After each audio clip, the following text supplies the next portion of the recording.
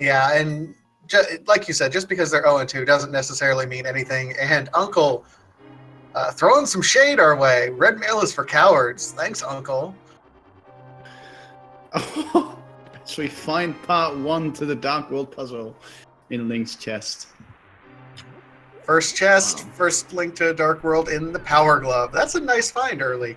So, Stan, what do you think we're going to end up seeing from Uncle here? I want to see the Cane of Burner. I have not seen that yet during the tournament. Oh, I have some stories about the Cane of Burner, I can tell you. Well, we're about to find out. No, it's part number 2 of the Dark World, which has been unlocked. Wow. Okay, so the question is, are we going to get Dark World access before we're done with the escape sequence? Because that's possible now. Oh, I just saw the red, and for a moment I thought, but unfortunately it was not to be. Although we do technically have Dark World access, we can't do anything due to the fact that we are missing the elusive Moon Pearl. We'll see where that Moon Pearl is going to be. It will be really interesting to get that. Force runners. Hammer is one of the best weapons I think you can get through the escape sequence. It melts pretty much anything. You don't have to worry about resources. And DBrum gets his bomb drops 8 from a soldier kill. That was an amazing find. Of course, with it being one of the first items in the price pack, I doubt that Barney will miss out on that drop. But nonetheless, both of the runners are heading downstairs into the dungeon towards rescuing Zelda. Should we get a tiny shield? Yeah, Fisher Price, my first shield. Oh, they grow up so fast. Yeah, soon it'll be red. Even later they'll be gold. Shooting for the stars. All right. I have no idea how to respond to that. I'm like, I don't follow that up. All right, so. Anyway. Now, with that hammer, they do have to be very particular with the way that they mold these enemies, as the hammer's hitbox can be quite wonky sometimes, especially when hammering up or down. But these two runners seems to have very little trouble using the hammer effectively. Yeah, I mean, you saw DBrum there for a little bit, kind of readjusting himself instead of hammering from the bottom up to an enemy, just kind of positioning himself so he's hammering from the side. Makes me wonder if he would prefer another weapon, but I mean, he didn't lose any time doing it, just an interesting observation. And then using pot strats after that. Yeah, definitely not a bad idea. 2 pots is all that it takes to get rid of the ball and chain guard. As we have rescued Zelda from her dark dungeon, we'll be heading back upstairs and into the sewer section.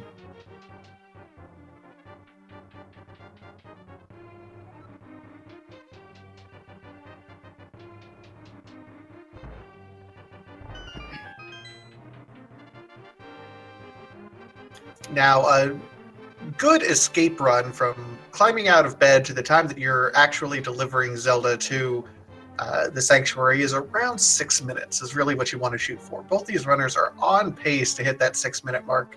Going to be coming up to the top right around 4 minutes, which is where you want to be.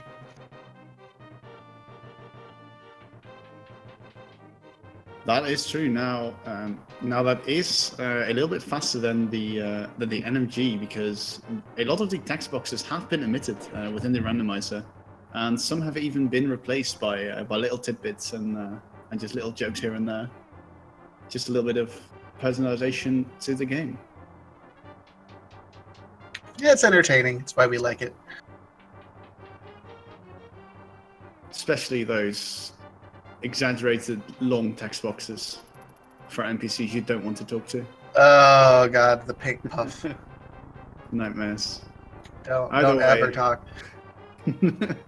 Moving on from that scary subject, both are runners in the sewer escape, of course, with rats and ropes. Very unpredictable dungeon, if you will. Thankfully, Hammer takes out everything in one hit, pretty much. Barney looking like he's still trying to farm up some bombs. Didn't get that soldier drop, unfortunately. And it's not going to be in the treasure chest he's looking for. So DBrum will be at a significant advantage here.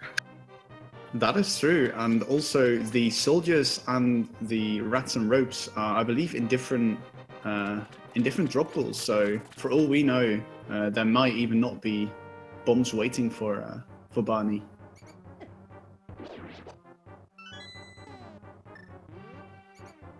And you see Barney trying to farm up bombs. Not going to be a good spot to farm up against the bats.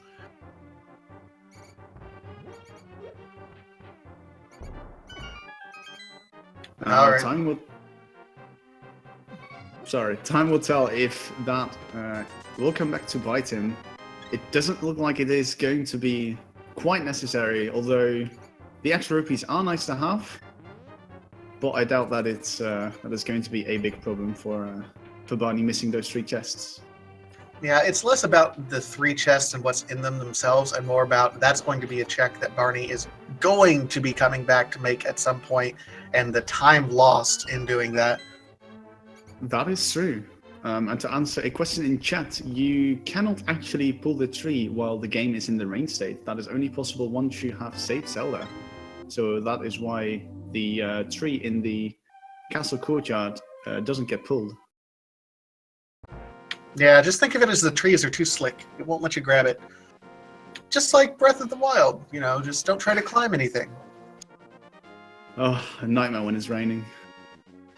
But we are getting a route divergence as Brum is making his way to the more standard northern loop through Kakariko and the Lost Woods. As we see Barney setting up the Chris Houlihan room, which is basically a crash handling room within the game in case the game tries to put Link somewhere where it doesn't know where it leads. And that ends up in a room full of rupees. Very handy room to have. Meanwhile, we did see a map check from DBrum. It looks like there's at least 1 pendant.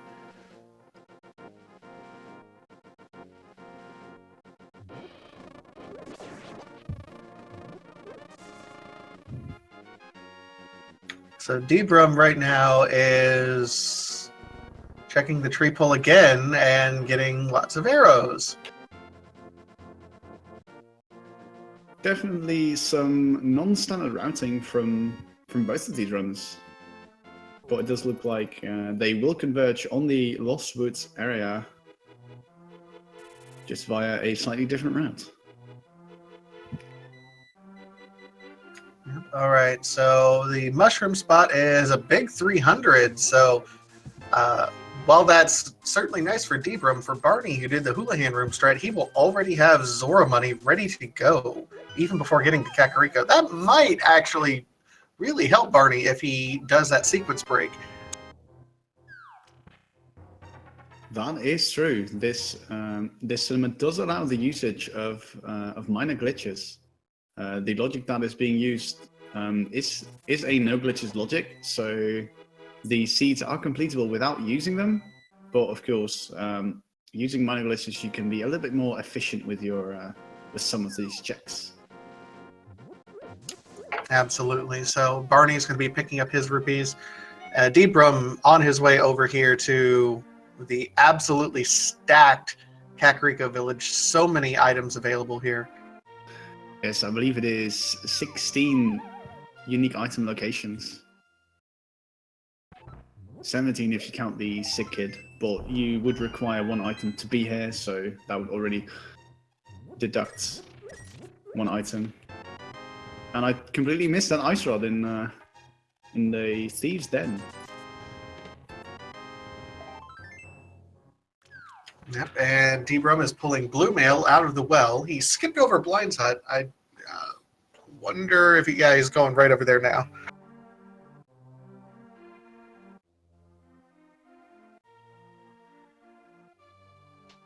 Yeah, at this point, so long as these runners check everything within the Kakariko area, I doubt that anything will go amok, as Barney will have to go down to the shop to buy some more bombs, as as we have still not found any for Barney. Yeah, that's a little bit unfortunate. It's going to put him a little bit even further behind, even with that Houlihan check. It's just about solid routing. And red mail? What? 10 minutes? I mean, cowards. What are they doing? Yeah, all cowards. Uncle says so.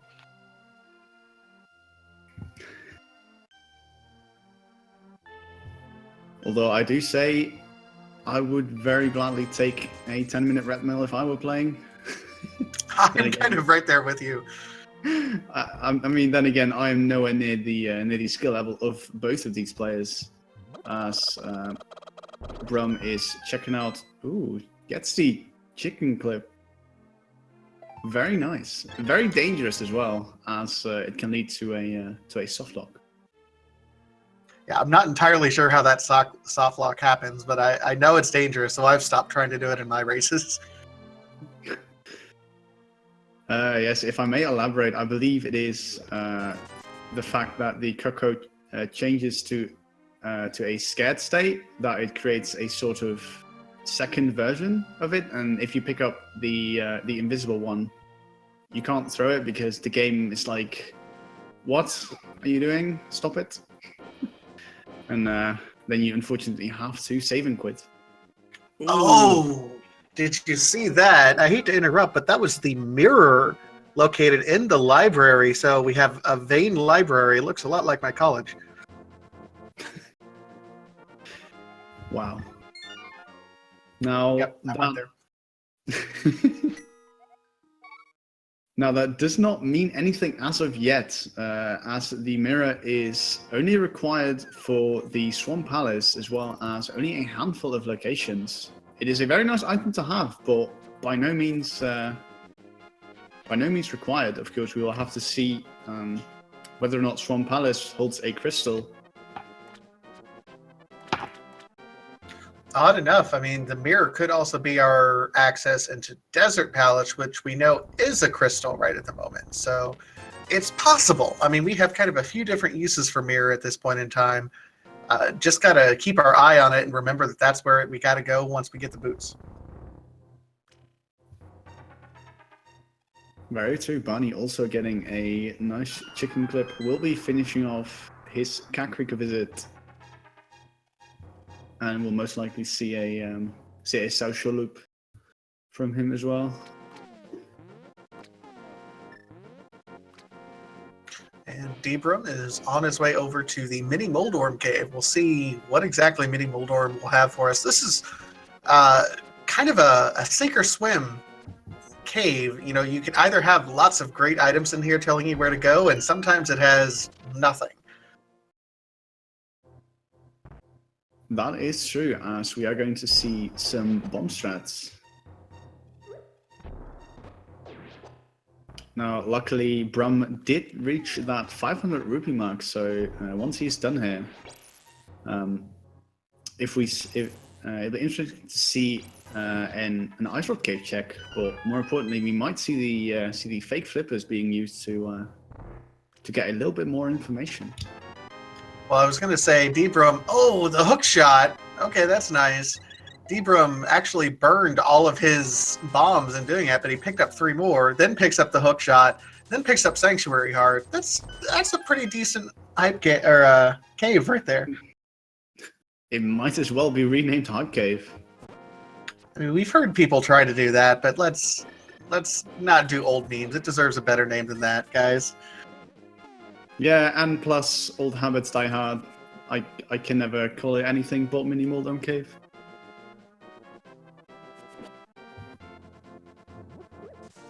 By the way, Brum is going to opt to check the Ice Rock Cave first. Of course, one of the more opportune times is right when you are doing the social loop, as you're already in the neighborhood.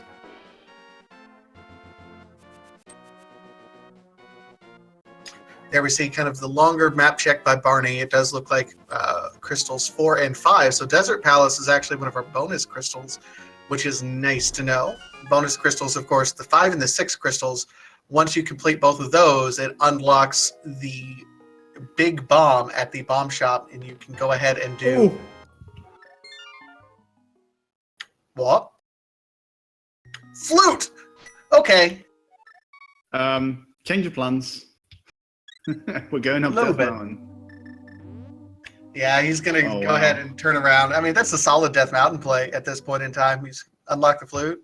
Yeah. Yeah, that is definitely blowing Zora out of the water in terms of available items, as we have not found either the flippers or the moon pearl. So that would mean that we can get information on one, information on two actually, and collect 2 items as well. As Barney unfortunately has a little skirmish with the mini Mulderns. Yeah, that's too bad. There's a lot of value in there too. So Barney will be getting back there. DBrum's meanwhile picking up his swag duck.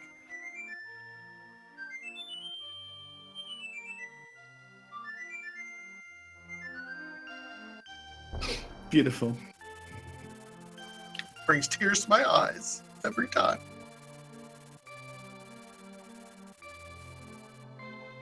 And he immediately uses it because, of course, why not? Yes, and as predicted, we are going to see the Death Mountain play. First, though, we are going to save the kind old man, as it does open up a safe spot with the with the flute rather. Not an important save and quit spot, but nonetheless a very useful one to have, as it does allow you to heal when you're on Death Mountain. Well, and a lot of people will try to get this unlocked relatively quickly because it is the shortest time frame from being able to full heal and then exit to so you can flute away. It's kind of the most efficient spot to save and quit to, especially if you have the flute and you can go anywhere else in the world. That is true. The number 2 spot most likely would be the Sanctuary with the mirror. Sanctuary is technically part of the escape dungeon. When you save and quit and start a Sanctuary, if you mirror, you will go right to the entrance, which is pretty nice. So DBrum actually backs out of doing the Old Man Cave, which is perfectly fine. It's a sequence break in anyway with those dark rooms, and without a sword, it becomes increasingly difficult to really navigate your way around. That is true, as Barney is about to pick up his flutes. Meanwhile, DBrum is going to check the Paradox Cave. 7 items, so a very high chance of at least something good being here. And there it is. Well, I mean, right away.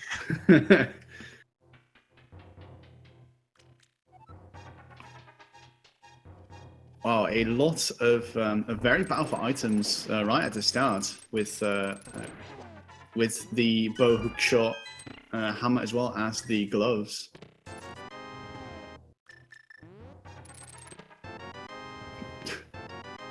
I heard you like fetch quests. Oh my god. And there's the moon Oh pearl. my god.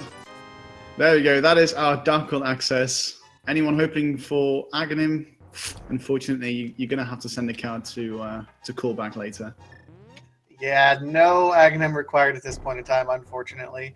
DBrum also going to continue his climb, absolutely following the seed very well. You know, if version 29 has a theme up to this point in time, it's similar to what we're seeing here. It's give you tons of stuff to start, but there's going to be one thing that you're going to be looking for a long time. Yes, we did thankfully get the arguably one of the most raw items out of the way, the ice rod. As I said, it is only required for pretty much one part, and thereafter, like nowhere else in the game. To be honest, it is quite a missed opportunity, as there are a lot of unique strats using the ice rod. As we get to see the Resident Sleeper Cave, also known as Bootless Spiral Cave. There's our first sword. What? Wow, Spiral Cave always has something, I feel. Unless when it doesn't. So you're saying it always has something unless it doesn't. Okay. Yes, seems logical. That's fair. Barney. That's fair. Now, with that flute, that does make the potion shop or the Witcher shop check pretty easy, as there is a spot right in front of the door. You are Barney making sure that he did not miss anything in the back of escape.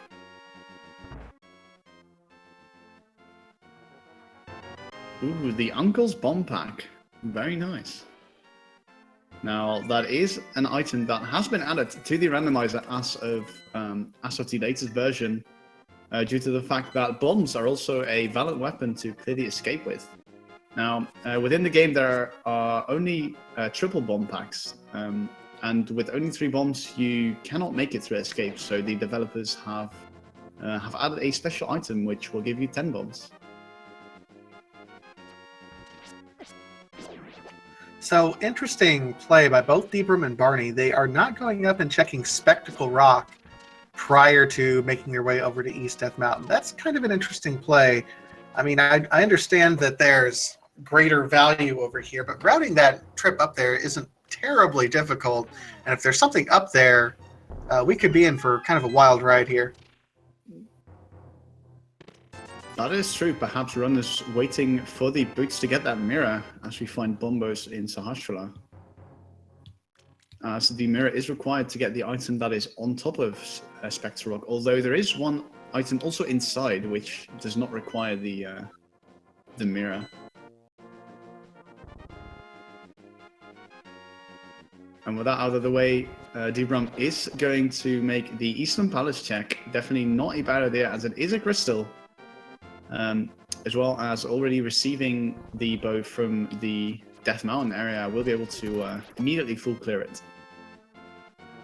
Yes, I'll be interested to see how confident DBrum is in his dark rooms. It is, if he completes Eastern Palace and gets something past the dark rooms, then we do know it's technically out of logic at that point in time. We'll see if he remembers that or keeps on moving through.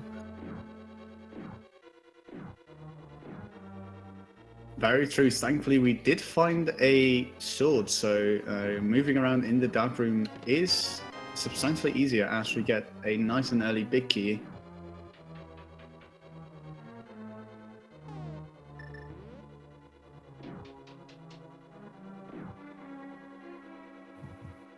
Ooh, Barney thinking about where to go next.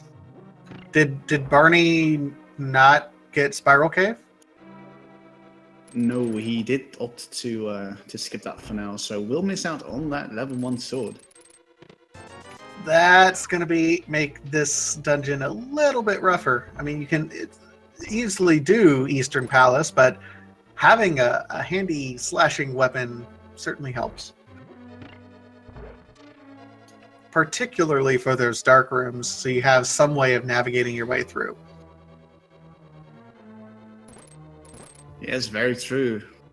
Even though they are one of the easier dark rooms within the game, still dark rooms are nothing to sneeze at.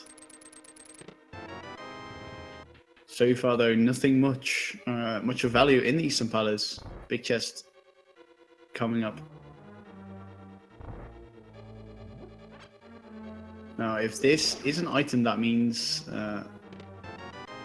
unfortunately, it is not. So that does mean that there is one item left, which could either be at the boss or in the vanilla Vicky chest where DBrum is headed right now.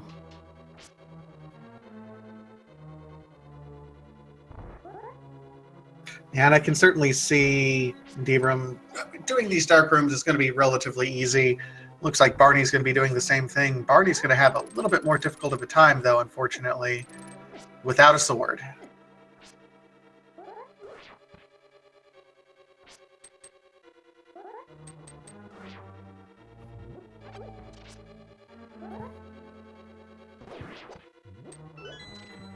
As we can see here, DBrum is making use of his level 1 sword, being able to see where he is due to charging his spin attack. A very helpful technique to make sure you don't get lost. Absolutely, and he makes it through that dark room. The more challenging of the two will be next. We'll see if this item is going to be here, though.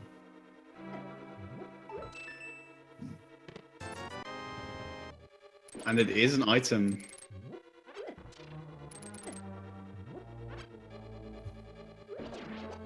DBrum trying to farm up some hearts just to make sure he has full hearts going through here, and getting bodied a little bit. So mixed reaction there.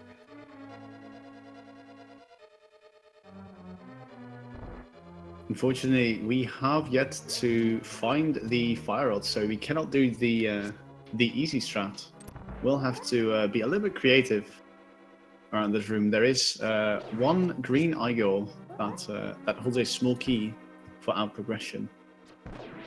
And what you saw DBrum do there is what a lot of runners are going to be doing. When the DBrum's eye is closed, you can go ahead and stick an arrow into him and then watch the arrow move. And if you start moving, then you kind of have a target to hit. That was very heads-up play there by DBrum. Well, I hope that the arrow would be in the eyegole's eye and not in DBrum's eye. Well, I mean, That sure. would be quite painful. Details. It's just detail.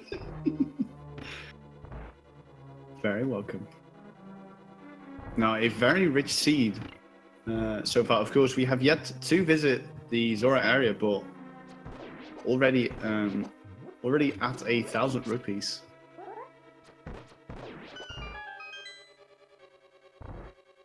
DBrum putting the sword to use.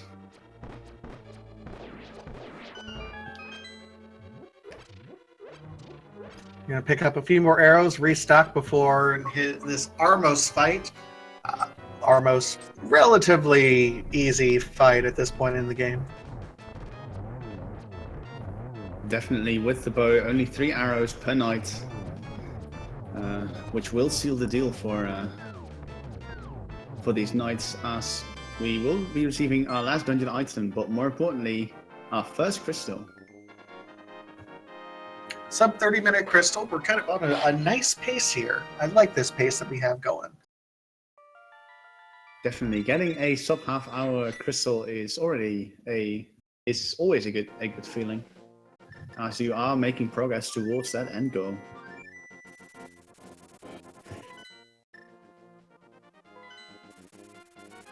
It does look like he's going to be setting up the fake flipper here in order to go check the Zora area now. Yes, fake flipper, a very curious exploit. Whenever you jump into the water without the flippers, the game will only check if you have the flippers on the second frame that you are in the water. Therefore, you have 1 frame to move, and if you are 1 pixel away from the next screen over, the game will simply not check because you transitioned in the water, so you must have flippers, right? I mean, obviously, you know, this Super Nintendo early 90s era coding, mwah, spot on. Yes, meanwhile, Barney does... Oh, I'm sorry, go ahead. Yeah, that's a good question. What was I going to say? It's okay. I was just going to mention Barney does end up taking a death in Eastern, so he's going to route away. Because he does have Dark World access, looks like Barney is actually going to be the first one to Dark World. He's going to start over here into the Village of Outcasts. Definitely a lucrative area. Less lucrative than the Kakariko village, but it is pretty much one of the earliest available locations when Dark World access is obtained. Now, Brum, with the fake flipper state and the moon pearl, will be performing another minor glitch in the form of the water walk. The game will not update your state if you have the moon pearl, so that allows you to simply walk on the water. Yeah, it's an unusual glitch that happens. People take wonderful, wonderful advantage of it. I was going to say horrible advantage of it, but we enjoy it either way. So Brum did go ahead and cancel his fake flipper status by touching the land, so he will be going through here a little bit slower at the moment, which is fine. Definitely, when you are in the fake flipper state, if you are knocked back out of the deep water, you will soft lock. as we only get a big piece of love from Zora.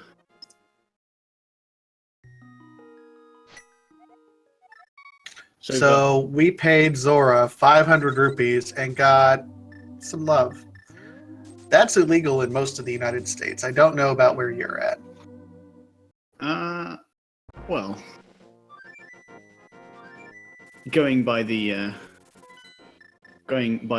canon, that is definitely illegal for Link to accept that. Of course, here at Randomizer, we make our own rules, so we will gladly take an extra heart container as it is. Another safety. Already at, what is it, 10 hearts, 9 hearts? Yeah, we're looking pretty healthy right at the moment. Meanwhile, Barney's looking around for this last item.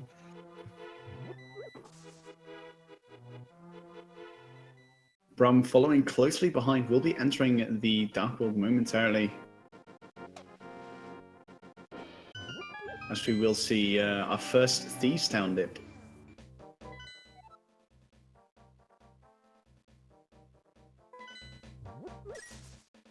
Should be worth noting, there's our map check. We have the green pendant up in Skullwoods, the blue pendant over here in Thieves Town about to enter, and the other 6 crystal is in pod. Now, Thieves Town is about the only one we have logic to defeat as of right now, so we need to do a little bit more exploration.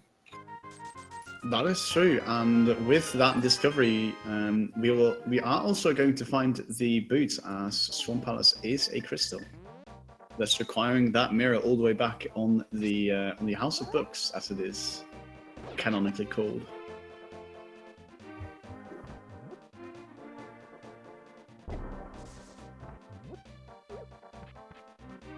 Barney, in the first floor of Thieves Town, 4 chests up for grabs. One will always contain the big key in order to get to the back part. Or the basements, I should say. All right. So DBrum now making his way through here. I believe Barney skipped the C-shaped house, didn't check it. Just another piece of heart. This is a very healthy seed, my goodness.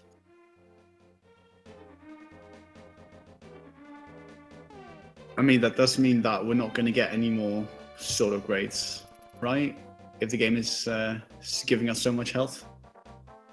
Oh, there's still plenty of troll opportunities here. Lots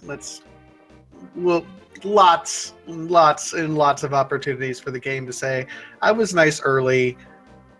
I'm going to do a V29 on you and make you double dip Misery Mire for something. I don't know.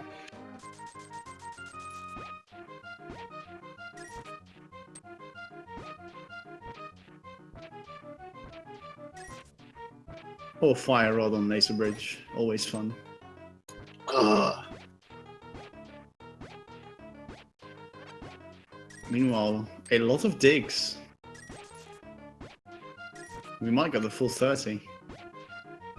Lots of digs and just 10 arrows. Man, that's a kicker.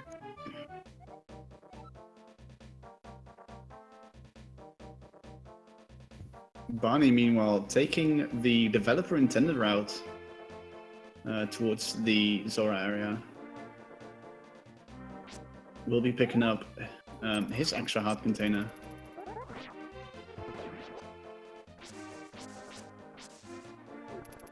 All right, so DBrum is on his way over to Stumpy, and I got to imagine he's going to be routing in Hype Cave here directly. And it's been a little bit, so let's get our guesses in chat. Chat, are we going to have a Hype Cave, a Dud Cave, a Money Cave, a Love Cave, all the caves?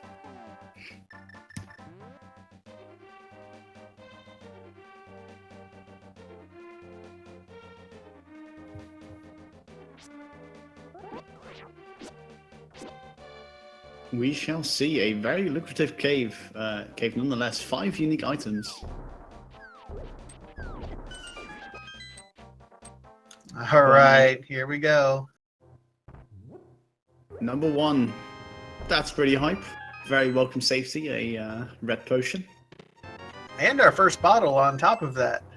And a whole lot of nothingness. Could have saved the bomb. Nonetheless, our runners will be happy to find that bottle, as it does allow the sick to be checked as well, which in essence is just another fetch quest. Yeah, this is meh. I don't know if there's anything else you can say about that cave, but meh. Meh cave. Here's something that's a little bit exciting. Barney on his way over here to check Gina. This is an out-of-the-way location that no real reason to check it at this point in time, but if something is here, this could be good news for Barney. Yeah, a lot of runners will opt to either check this very early or not at all, unless they until they get to the desert/misery mire area. Nope. Although a big 20 is not worth the time investment, unfortunately. Now, on the subject of money, Brum opening up the Palace of Darkness for an extra 100 rupees.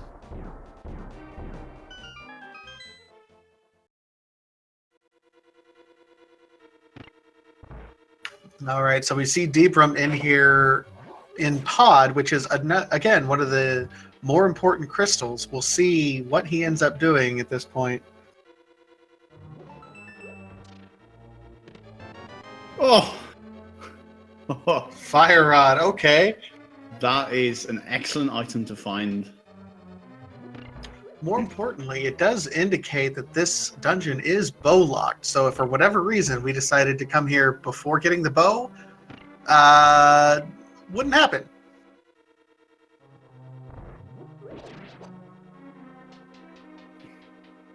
Although highly unlikely, as I do believe we did find the Moon Pearl on Death Mountain, so the seed thankfully placing items in our path, as Barney will give us the information that we missed earlier on the Spectacle Rock items, which are 2 red rupees.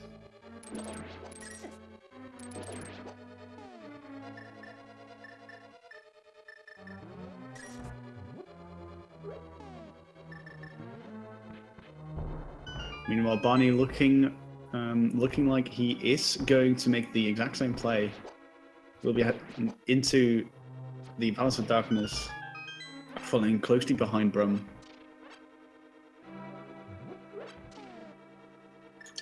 Absolutely. So Brum is on his way to the right-hand side. No boots, so can't really make quick work of this unfortunate hellway here.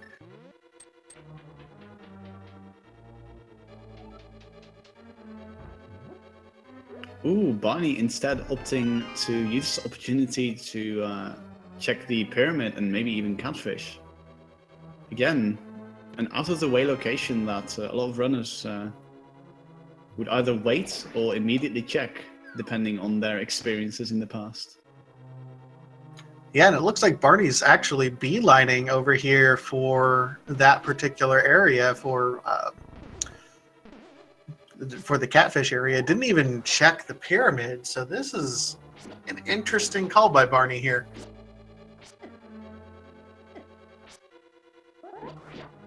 Ooh. Oh, Brum having a little trouble with the hard hat beetles. Gets through it with very little trouble using the red boomerang to flick the switch. Actually, we'll get to see the vanilla big chest, big key location. Sorry. All right, Barn, show us what's in the catfish.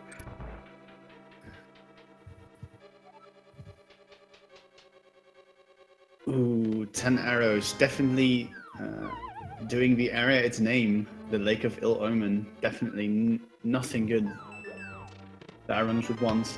Speaking of good items, the boots has been found. Thank goodness.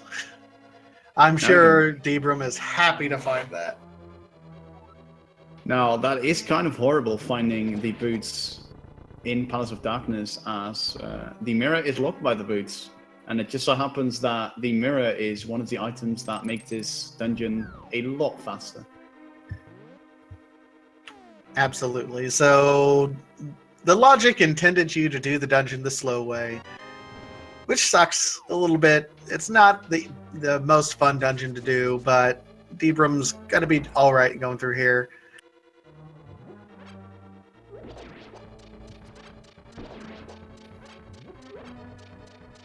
The real question is dark rooms, lamp. Where is that lamp? Oh, that is very true indeed. All of these dark rooms are outside of the logic, as the logic will never require you to go through a room where you cannot see.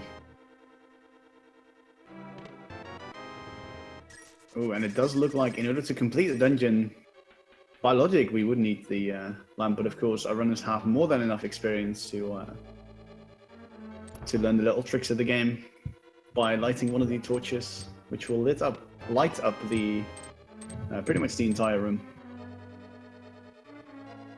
All right, so DBrum looks like he's on his way over here to check this area, and Barney taking another death, unfortunately. Ooh, the hammer's hitbox not working in his favor, unfortunately.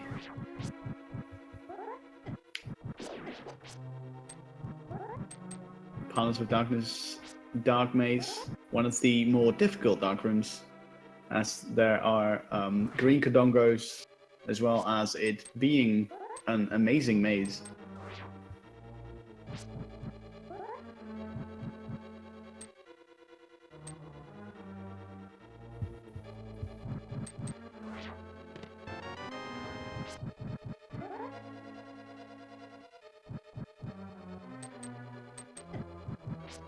Now, Barney is going to make his way into the Dark World, is going to get his bottle. We have yet to see the secret check from DBrum's side, so it'll be interesting to see if Barney will follow that breadcrumb.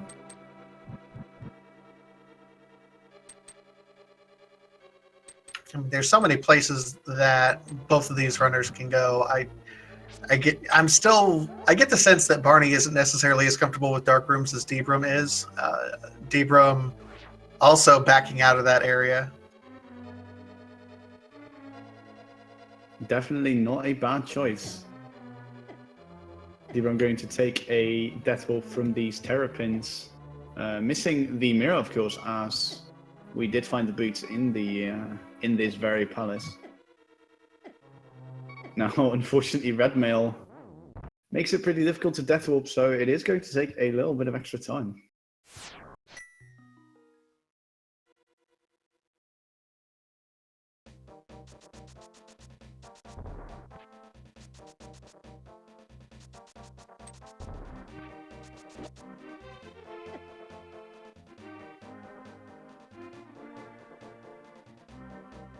And it looks like DBrum is going to be walking out of here instead of doing a save quit, likely setting up to go check Pyramid while he's in the area. We've already seen Pyramid on Barney's side, and it's nothing worth writing home about.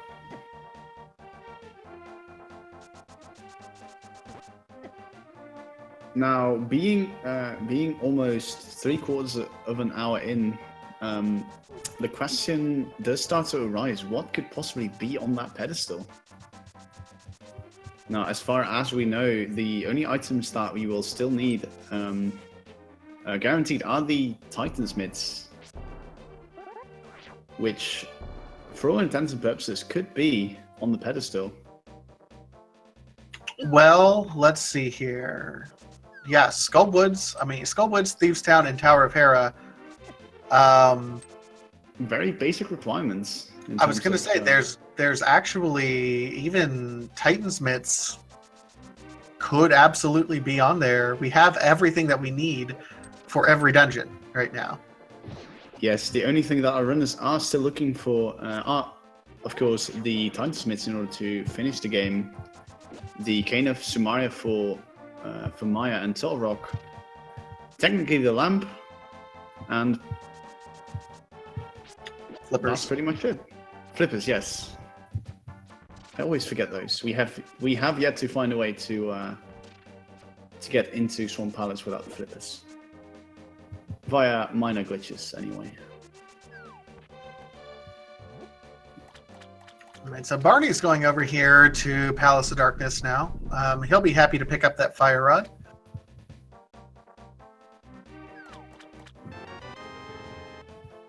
DBrum saying, yes, I do want those arrows. Thank you very much. We'll be taking them and followed by a save and quit.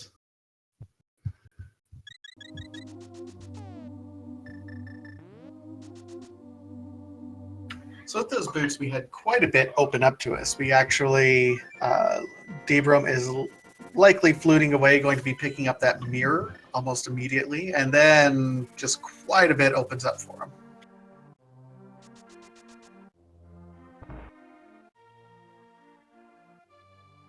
Ooh, as we do get our sick kit check. Bit ironic. Very welcome, a very welcome addition, of course. The blue potion being of a little bit more value than say a red or a green one. Yeah, that's nice. Interesting that we had a sick kid held a bottle of all things. Yeah, he just wanted to see your bottle. And I don't know, like, compare bottles. Is that something that that kids do? Yeah, I mean, he's a weird kid with a bottle collection, and he's like, "Hey, you got a cool bottle. Let me show you my cool bottle. Hey, come back!" Yes, those Pegasus boots are putting in a lot of work, letting us run away with blazing speed. Of course, here on the Speed Gamer channel, we do not condone any sort of theft. Especially if you're trying to steal my heart.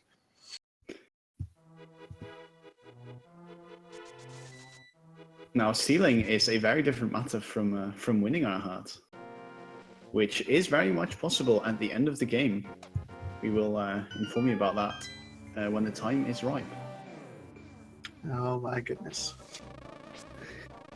All right, so DBrum, meanwhile, looks like he's going to be avoiding the Skullwoods area for now, heading down into Thieves Town.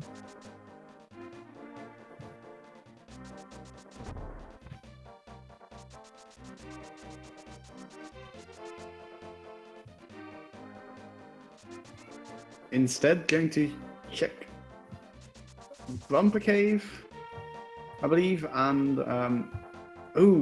because we did get that mirror, we will probably see the Northern Dark World. Yeah, this is going to be pretty. I mean, he'll be able to route in a lot of things together. He'll check Bonk Rocks, he'll check the North Graveyard Ledge, and we'll even have a King's Tomb check. So he's routing all of these things together very efficiently.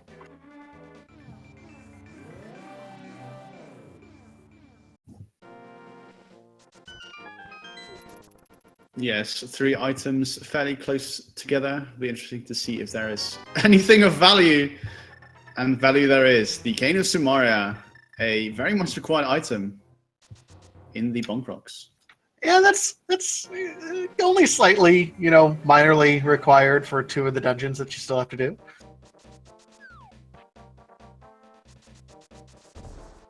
Oh, that's a rude skull hiding in the grass to bonk you back right there. How rude. Meanwhile, DBrum is going to be checking also this Graveyard Ledge. Barney is working his way through Pod, avoiding the Dark Rooms up to this point in time. He kind of got the major value at this point in time with that Fire Rod. Nothing else really to see here. He's really hoping for a sword. The difference, of course, DBrum did pick up the sword. It was in Spiral Cave, and DBrum has not... I mean, he went up to Death Mountain, just didn't get it. Ooh, And Barney, yeah, let that red helmet sneak through, so gotta reset the room. Yes, the red hardhead beetle is the one with the most health. So you will be bounced back a lot of times.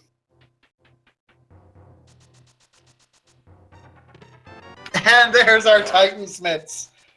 Locked behind what is normally a Titansmith area. My god. What AC this has been. 2 very much required items right next to each other. Definitely very exciting.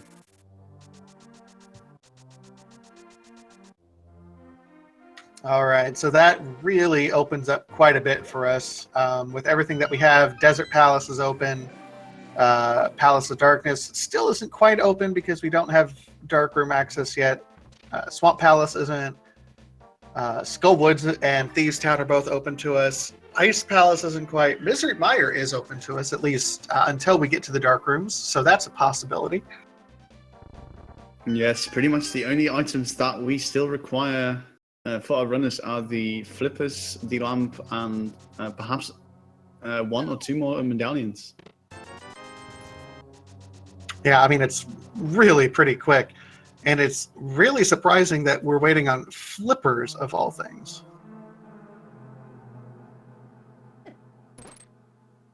Flippers and lamp, I mean, really. Yeah, lamp is usually one of the more common items due to the fact that that Eastern Palace does have dark rooms, as well as quite a lot of the other dungeons. So usually it is required to get through the game.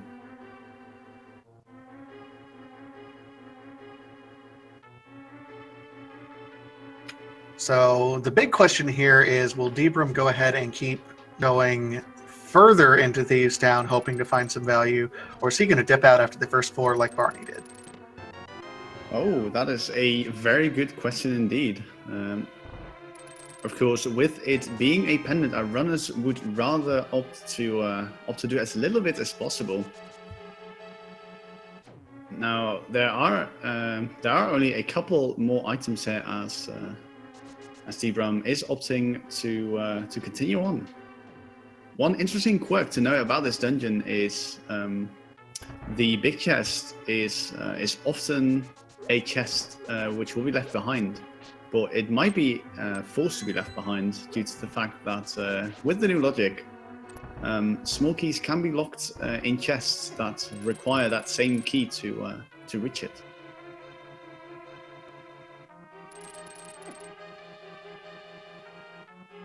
Barney looks like he's thinking right at the moment.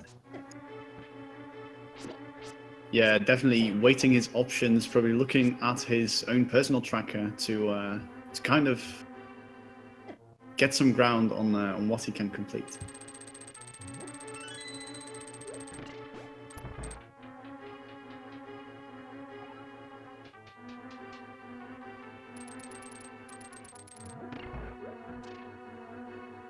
Ooh. Barney a little bit indecisive. It does look like it may be a Skull Woods play, as Brum is having a little trouble with the buzz in this room. Ooh. Yeah, it looks like he's trying to save as much health as he can. Getting bodied a little bit. Ooh.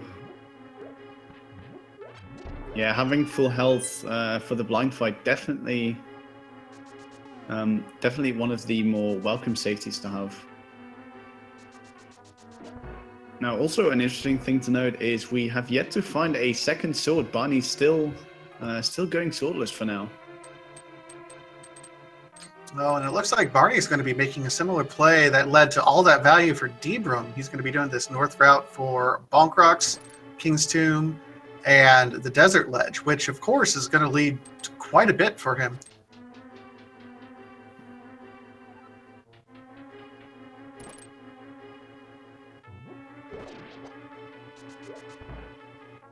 That is true. Meanwhile, DBrum going to rescue the maiden as Barney picks up his Cane of Samara as well as his Titan's Mitts, most likely.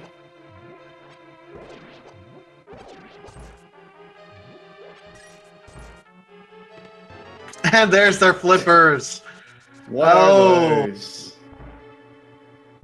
Now, being in Schrodinger's Go mode is a very interesting position to be, because you can do one of two things.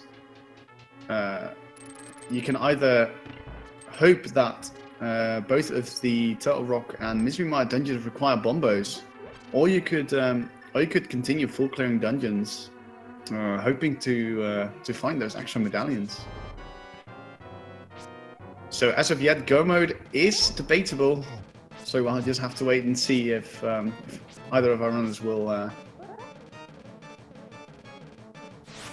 check the medallion requirements. You know, if I'm DBrum right now, that's the first place I go after that. In addition to being able to go ahead and do Misery Mire, if you can open it up, you can go ahead and do Desert Palace, which is one of the other 5-6 crystals. That is true, as we get a beautiful blind fight, only to be rewarded with 20 rupees.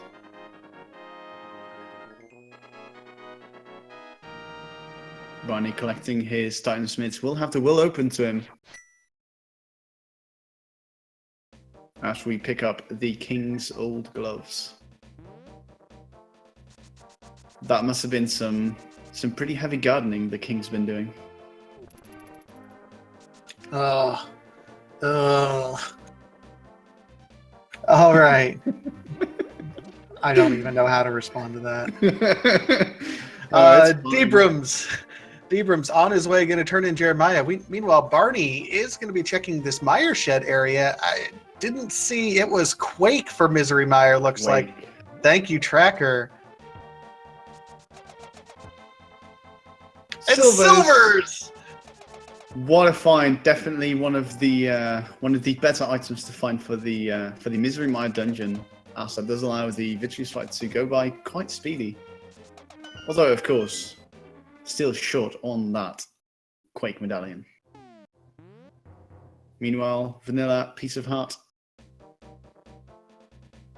in the Hammer Peg Garden, as Brum will be cashing in his frog rescue.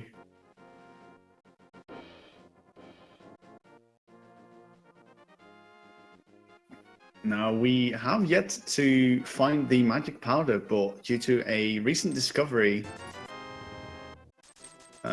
we are able to check the magic bats item by performing a minor glitch. Be interesting to see if Brum does it here. Does not look like that is going to be the case. Well, he already turned in the mushroom, remember, so he will not be able to do the glitch. Oh, yes. Very true. I was looking at the tracker and not thinking. My bad. It's all right. Just don't do it during your race. That's all I say. Yeah, a lot to take, a lot to keep track of in this game. A lot of little things that that could possibly help you save time. Always money, or time. I mean. Time is money, friend. Wow, on a roll. Meanwhile, DBrum is going to find out that he has yet to reach go mode. As we find another heart container in the vanilla map chest, I believe. Yep. Desert Palace only traditionally has 2 items, so we'll see if there's another item here in this part or if it's somewhere else. No big key yet, I don't believe. And there's our second item, so he can skip the big treasure chest if he is counting items properly. Ooh, a very interesting point indeed. We are also still required a second sword. Now, of course, with a grand total of 4 in the game, I doubt that we will go long without seeing at least one upgrade. But that is another item required for go mode.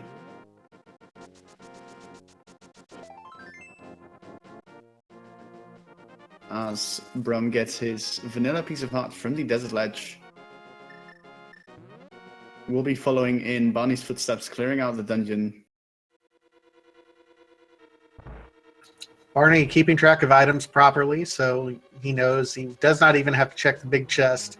And if not for actually needing to kill Landmolus, probably would be bypassing that as well. He does have plenty of weapons to go, Fire Rod and Ice Rod to go. I just hope he doesn't miss too frequently.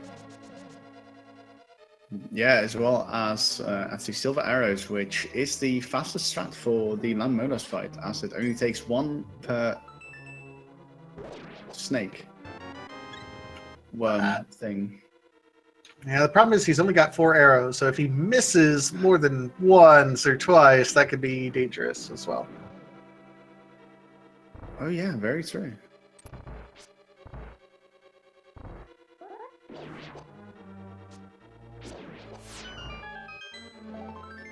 Now it does look like we are going to get a silver land molar. Ooh. That was a friendly setup there for a second. Oh, it's facing the wrong direction, unfortunately. All right, so we got 2 down with the silver arrows, and now he's out of arrows, so he's going to have to switch over here to the fire rod.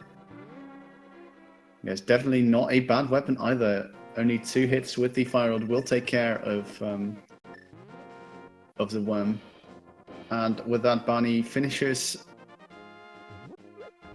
with the compass, but more importantly, one of the cursed fairy crystals.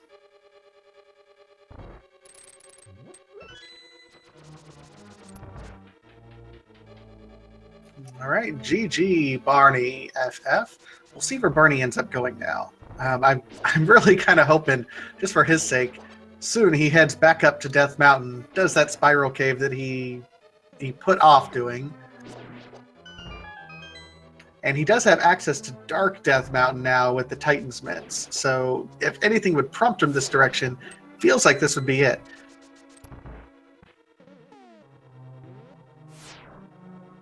Very true. Dark Death Mountain, of course, another fairly lucrative item with the Hookshot Cave.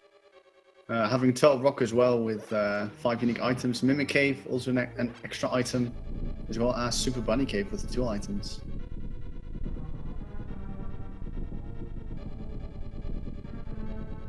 Meanwhile, it does look like we are going to see our second frog delivery.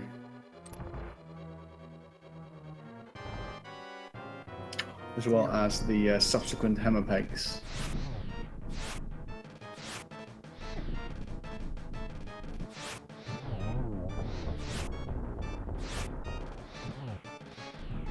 All right, and now Brum is going to have to do silvers. He ran out of magic for Lanmo, actually. But he also has a sword, so he will not be completely out of it.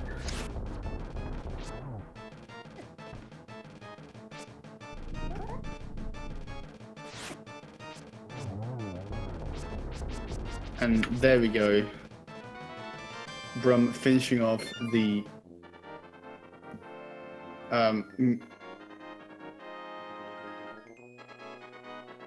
land molars. Wow. For some reason, Moldrum was waiting on the tip of my tongue. It happens. It happens. It's okay. Ooh.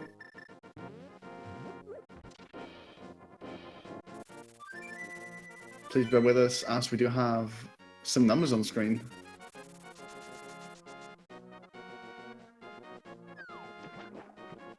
Now, with the acquisition of the Titansmiths and the Flippers, Brum is going to take the bait and head into the Ice Palace.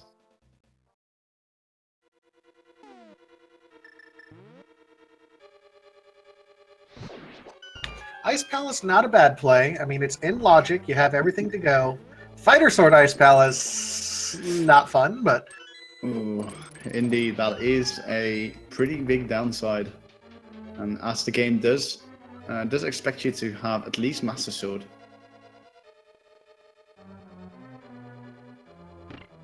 Meanwhile, Barney is making some overall checks. Has to be careful with that chest. Yeah, that was... Oh, I think he lost it. Yeah, unfortunately. There is a little trick that that can get you out of that situation. Portals can only transport Link if he's not holding anything. Now this is only true for the portals that Link places himself. Any overworld portals can be used while an item is being held. But the way that you do that is you place a bomb, pick it up, and then you just walk over the purple chest, which will make it follow you. And then, of course, throwing the bomb away before it blows up is advised. I mean, we can do it that way, or also he has the Cane of Samaria, so there's that block that you can pick up as well. Both viable options.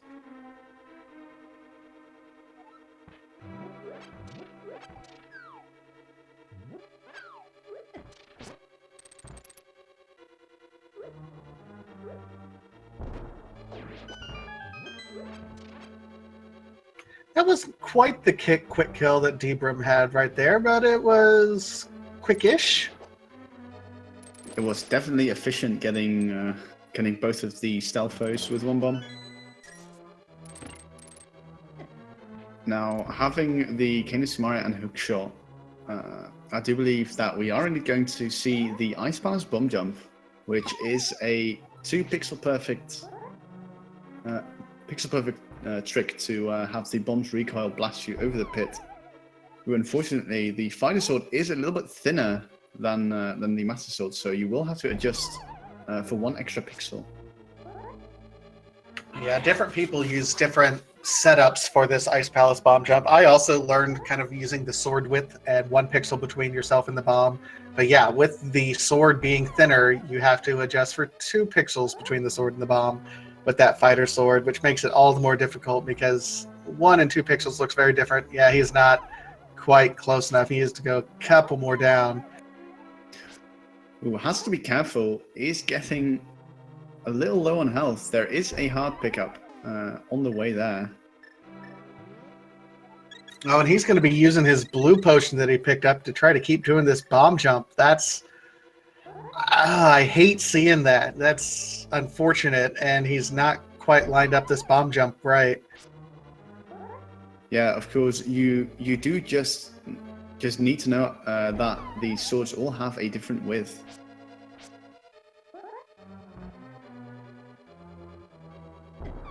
Now, this might also pose a problem if you receive the golden sword, as it is the thickest of our swords. So that would require you to go 1 pixel less than you normally would. So Barney, now where we need him to be, he's over on Dark Death Mountain. We'll see if he ends up finding any value. I hope. Barney, let me channel into your mind to Spiral Cave.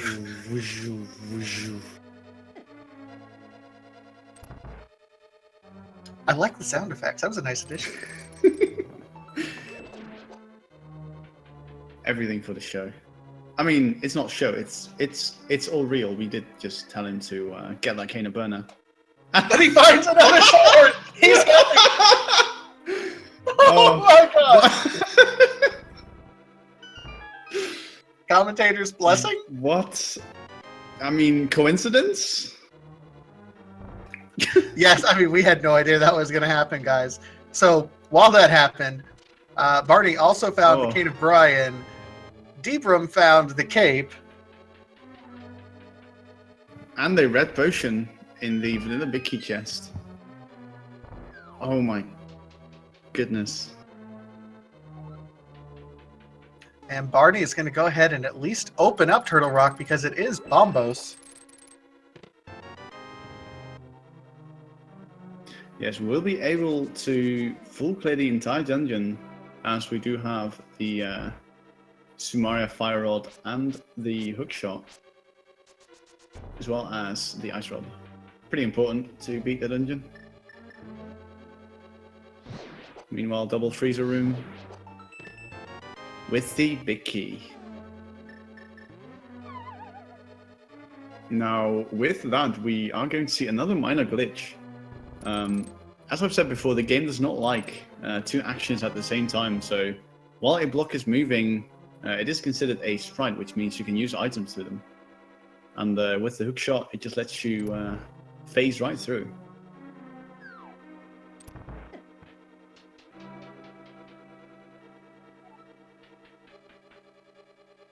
With that being said, Barney using the hookshot to Receive the shovel.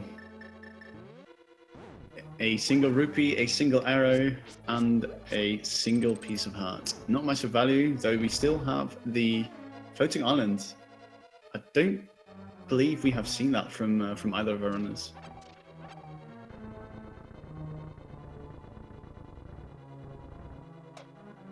As Brum will be heading into the Cold Stare fight, having both the option of using bombers as well as fire rod. And he picked up half magic somewhere in here. Oh, I noticed. Definitely. I noticed too, totally. Yeah. So we're good at our jobs, guys. We'll be using that extended magic that that both of us saw Brum collecting in the Ice Palace to get a lot of shots off on the magic puffs. As Barney is going to explore the Spy Cave. Oh, Barney! Barney! What are you doing? Spiral! We said spiral, not spike. I can see the confusion. Sending over messages through telepathy is not as easy as Sahasrara and Zelda make it out to be. I know, right? I'm still practicing. But with that being said, Brum expertly takes care with finishing off with the Hammer Cold Stare. Definitely one of the more scary methods to take on Cold Stare, as Cold Stare moves very rapidly across the room, but has very little trouble taking care of it, as we only find, I believe, a bomb in the Spy Cave.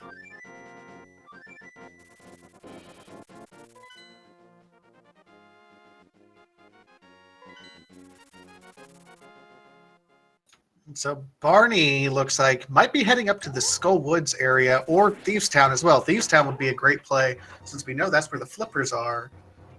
Brum, where you going, Brum? I don't know where you're at. I believe looking at his movement pattern, this is the Old Man Cave.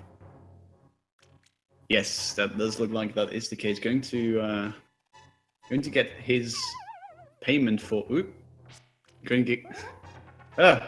going to get his payment for bringing the old man back to safety, as well as unlocking that ever valuable save and quit point. As we do see Barney, as you predicted, in the Skull Woods. Only 2 items to be found, but as far as we know, those could be required.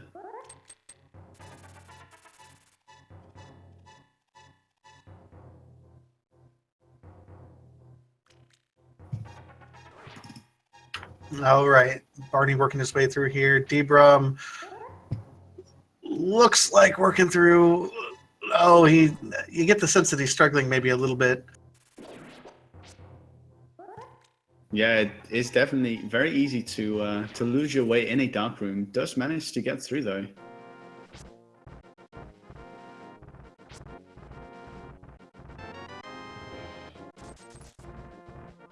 As Barney picks up, I believe, the only item that is not randomized. The one small key in Skullwoods. Now, why is that? The one item that's not randomized. That is because that room has the potential to soft lock you. The second drop down area into Skull Woods could drop you down first thing into that dungeon, into that room, and you can't get out on the left side. Barney picks up a Master Sword. Wow. Now, that is interesting, as DBrum is most likely going to check the Spy Cave, and will most likely end up finding the Skullwood sword as well, if we don't find the, what was it, the Quick Medallion. Well, and we're in kind of an interesting spot because that Master Sword that that Barney found was in a pendant dungeon. I mean, albeit it's a pretty quick check, but it's entirely possible that DBrum completely avoids it at this point in time.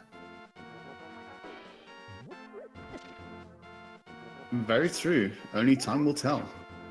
As DBrum is going to open up the Turtle Rock portal. Now, for those of you asking why that order, to you I say, go try a different order, see what happens. Yep, there's a particular sound effect that goes meh, meh, that you're stuck with, and then you're done. Doesn't sound as much like a duck, but you know. And thereafter, you will never make that mistake again. Just as with a lot of this game. Whenever you see runners doing a particular movement, usually the best thing to do is to go to that area yourself and try to do something else. And most of the time you'll understand why runners do what they do. Of course, a lot of little nuances in this game that make it why we love it so much. Absolutely. I mean, other than nostalgia and wonderful puzzle making and rock solid gameplay and everything else.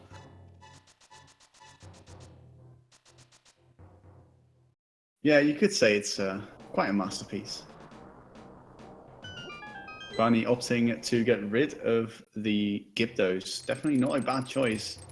He's got so little magic right now that he can't just fire rod him down because he's only got, you know, a few shots. Oh, that is true. There are 2 magic pots in under those 2 skull pots. So I do believe that he will have enough to finish his room, but will be left with next to nothing. Yeah, he's not going to have any magic for Mothula. He's going to have to Master Sword it, which isn't as bad as it could have been a little bit ago. Yes, we'll be able to get to squeeze out maybe 1 fire rod with this small magic pot, but that is going to be it for the easy mode Mothula. So we do see Brum making his way into Turtle Rock.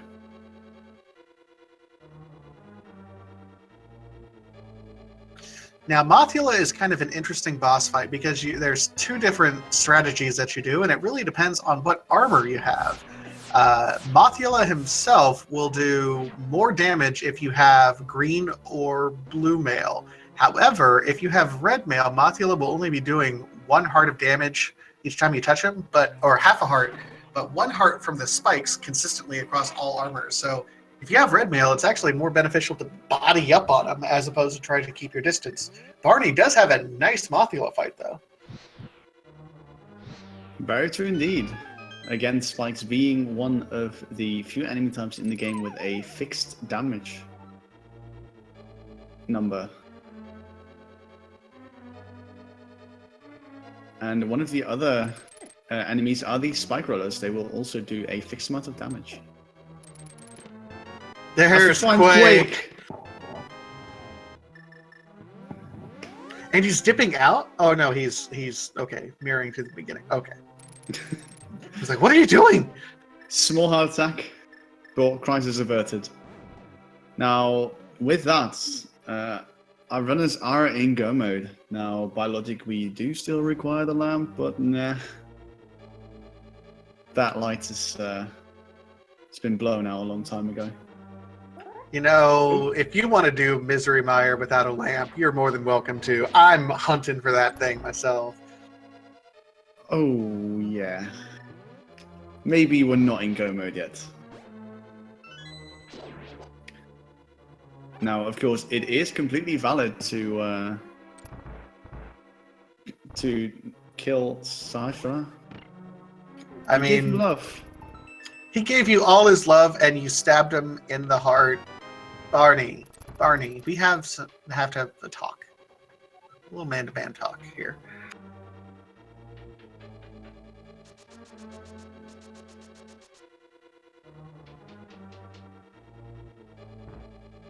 I'm not gonna lie, I have completely forgotten what I was talking about before. Anyway. When I do that, I just start singing randomly, and people don't notice. Na na na na na na. Ya na na na na na. Ya na na na na na. Na na na na. All right. So Barney now is looks like he's going to be doing a Tower of Hera check.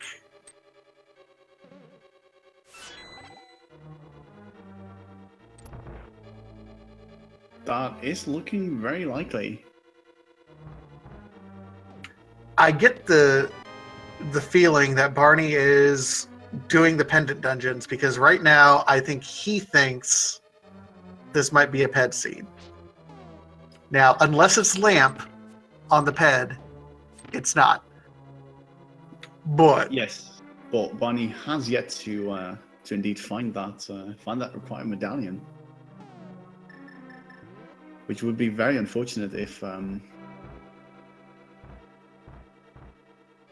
he thinks it is indeed a pedestal seed. well, if he does, the one good thing that could possibly come from it is that Barney will eventually have to go down and do Thieves Town. And we know that Thieves Town has quite a few items that he needs flippers at least. So logically, it's absolutely required to go into Thieves Town at some point.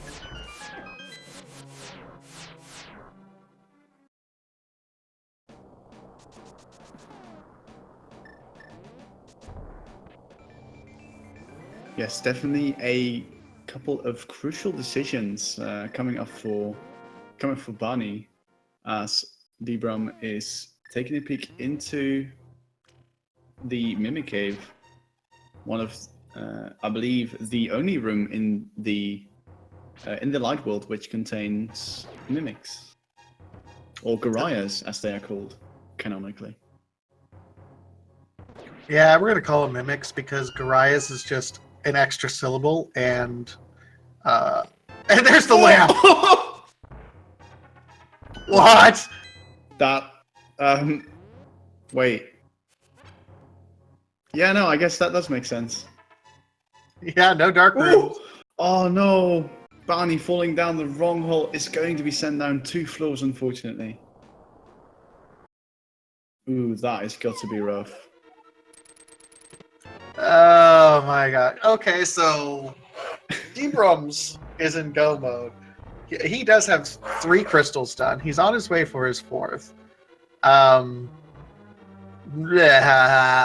This feels like an unsatisfying go mode when lamp is your go mode item, doesn't it? Yeah, it's like yay, but not really. It's a bit of a mixed bag. Oh god. And there's ether, so we know that the last key is going to be somewhere on the laser bridge. Don't fall off again, Barn. Ooh, very nice there. Of course, having the Master Sword is unintended, so it will be a little bit faster as we only get an arrow upgrade and the red pendant. So Barney is still missing Quake, he is missing the flippers, and he is missing the lamp. Yes, other than that, no other items are required to finish this seed. Now, of course, we still have that shovel, which I don't believe has been checked yet, which I believe was found in the Hookshot Cave. Yeah, and here Barney is. He's doing it. He is gonna go to Thieves Town. Yes, thankfully so, as at least one of the required items will be found in there if he... or, well, it's not a question of if, when he will full clear it. DBrum having some issues with this laser bridge here. Laser bridge isn't logic because of the Cane of Burna that he has. You need at least an invisibility item or Riot Shield, and neither doing it for DBrum. Yeah, honestly, with that half magic, you would have more than enough to use the burner strat, as we will see. Oh, as we will see the cave strat instead.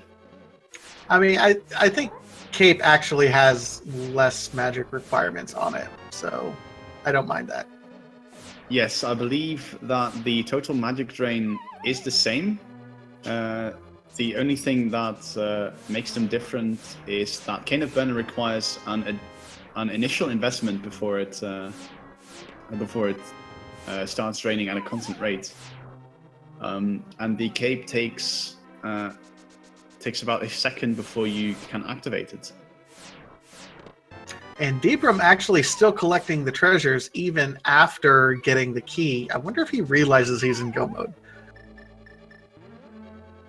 Well, it may also be the fact that that he maybe wants to find the Tempered Sword to make the Ganon's Tower as well as the Ganon fight slightly easier. Of course, the biggest difference between Master Sword and Tempered Sword Ganon is the fact that you don't have to spin in order to damage the big pick.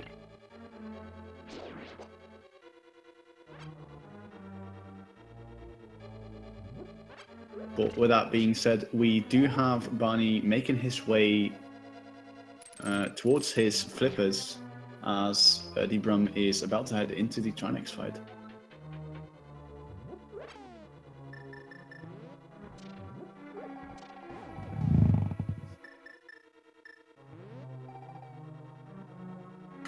All right, so we'll see if DBrum's going to keep his Master Sword or if he's going to do the menu boss using both the Ice Rod and the Hammer back and forth.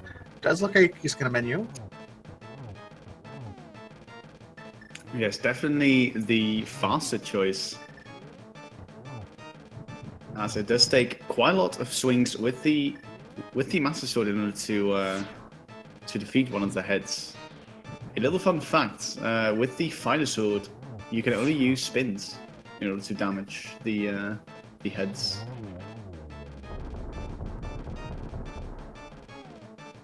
From opting to cut off the ice head first, as it does create an icy floor, which could be awkward to maneuver around. Has to be careful though, down to one heart. Thankfully, does still have that rat potion that we found. Getting a little low on magic, too.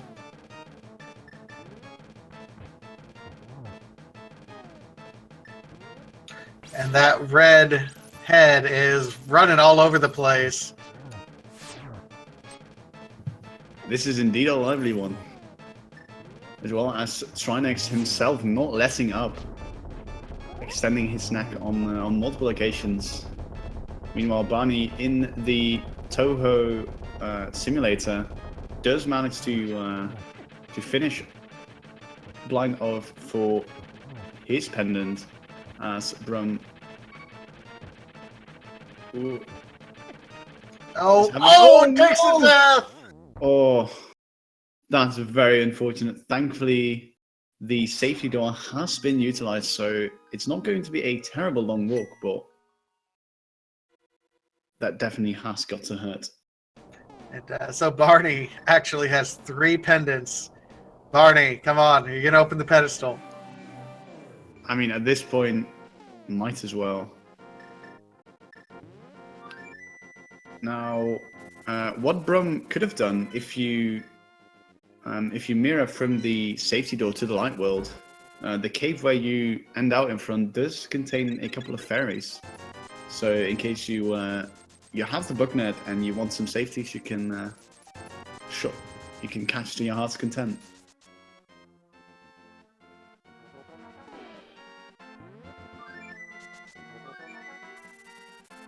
All right, Brum back on his way up Death Mountain, looks like. Yeah, stocking up on some blue potions, having more than enough money to pretty much buy out the entire Witcher shop.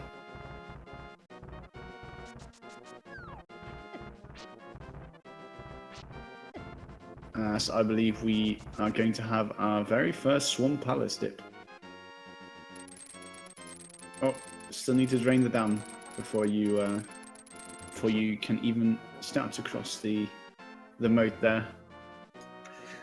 All right, so Barney's draining that dam.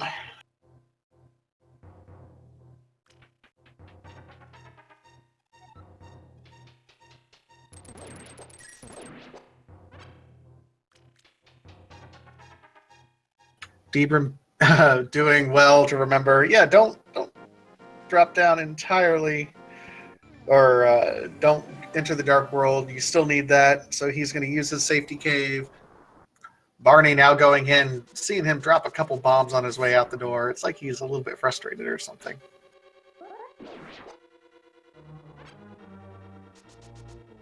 Yes, I mean, at this point, you've got to imagine that Barney is feeling a little bit behind, being obviously missing out on the lamp, one of the usually earlier found items.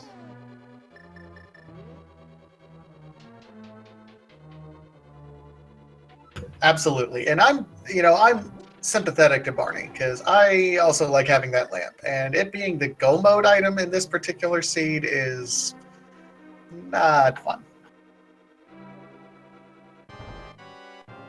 Yeah, which can definitely spell your downfall if your opponent is very comfortable with dark rooms, which is unfortunately the way that the randomizer does things. But it does look like, or it did look like, Brum does have at least some darkroom knowledge, but definitely not to the extent to be able to miss out on that lamp. Meanwhile, Barney playing with water, Brum playing with fire and ice. And Is hammers. it a song of fire and ice? Fire and ice!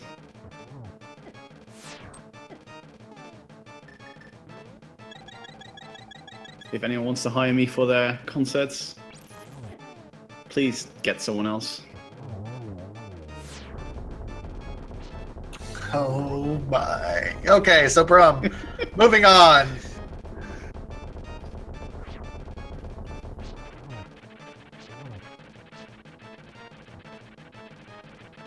There's our big key in Swamp Palace. Unfortunate that Barney's not going to be able to go mode this. He's still looking for those few items, and we know nothing is here. Ooh, Brum though, second time is a charm indeed, as Trias goes down under the weight of the hammer.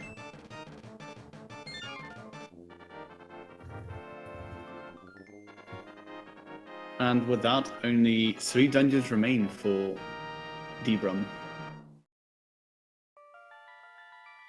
Yeah, Pod, which he's already cleared out pretty well, Swamp Palace, and then Misery Mire, which he's at least walked by and he knows what he needs, I believe.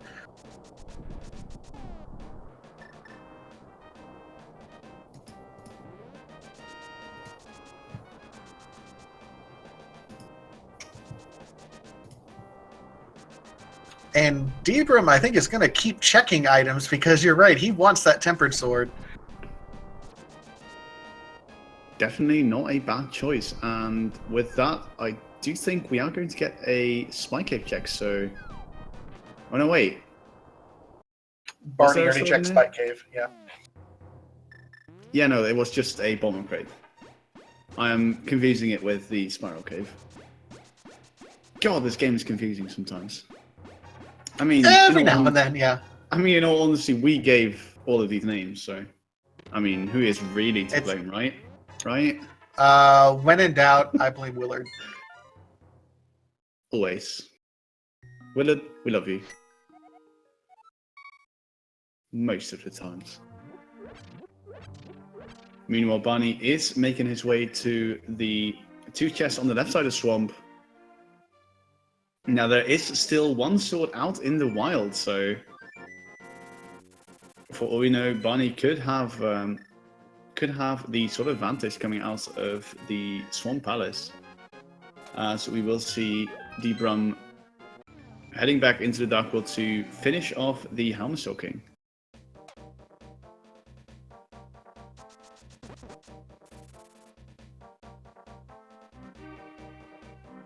So let's talk about this. And if you were in DBrum's situation, Master Sword, silvers, red mail, 3 bottles, plenty of money to purchase more potions if you need it, and technically in go mode. Would you waste a ton of time checking a bunch of other treasures, or would you go mode everything as fast as you could? I myself have not had very much experience with Master Sword Ganon, so I would definitely pick up any chests that are along the way, but I would at least semi-go mode with some chests sprinkled here and there.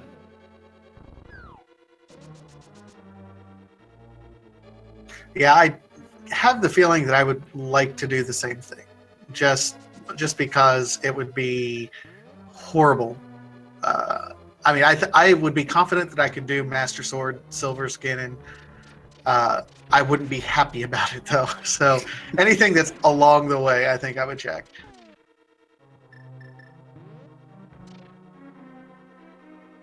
Yes, and with that thought, I think I will actually start practicing Master Sword Ganon. Definitely a very nice skill to have, as it can occur that that swords just don't want to be around you. As we find the bug net in the dark maze. Very nice safety. Swag strats confirmed.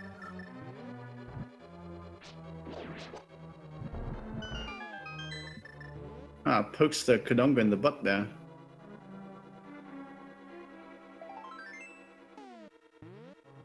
As we receive only a piece of heart. Barney, meanwhile, in the Argus fight, does opt to use the Master Sword instead of the hammer, so it will take 2 hits or 1 Master Sword spin in order to get rid of the puffs. I think it's relatively even in terms of how much time each takes, so don't necessarily mind this. Plus, menuing is really boring. Yes, it basically turns this fight into tactical turn-based RPG. I wouldn't say tactical. Kind of like it's just Final Fantasy IV on repeat for the bosses. Do the same thing over and over and over and over again until it falls. I mean, that is pretty much every dungeon in this game as well. Shh! Don't let them know that.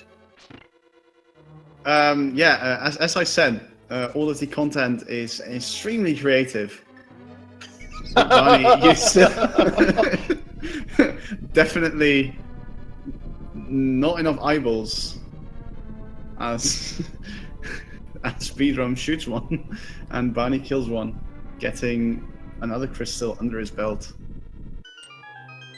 It's got to feel good for Barney there to get a couple crystals under his belt. He's only at 2 crystals, unfortunately, right now, doing all the pendant dungeons and then not even pulling the pedestal. Man, Barney.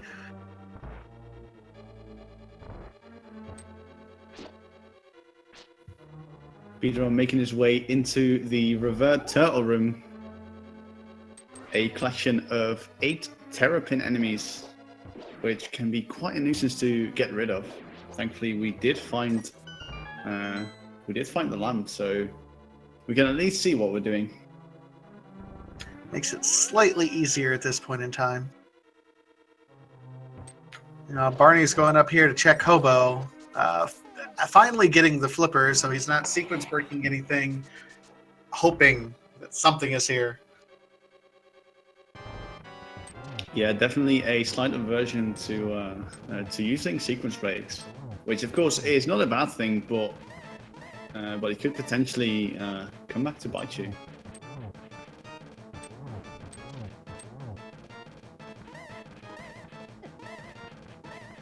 Though only an arrow upgrade, not what Barney is looking for, as DBrum is blazing through the helmet fight, gets the helmet off, and with 1 silver arrow to its weak point, Helmet King is down.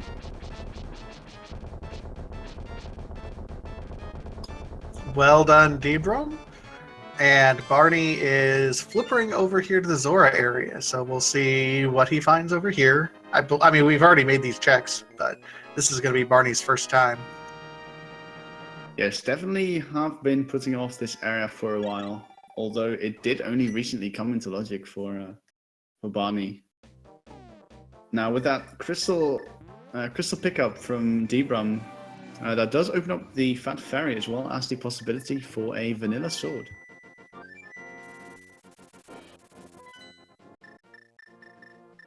That would be interesting.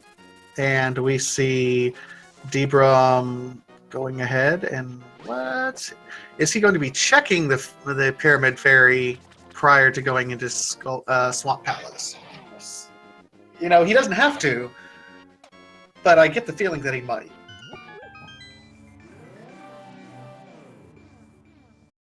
Yeah, it is definitely a fairly easy and fast check, but for only 2 items, it does look like that is not worth it, as he will be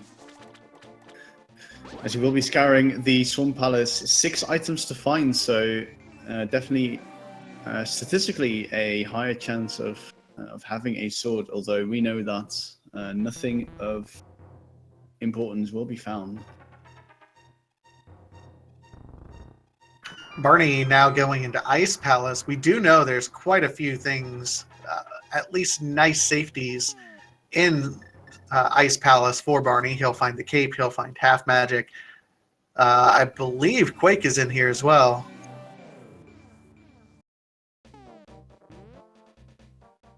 Oh yeah, that is true. So we will find items of value.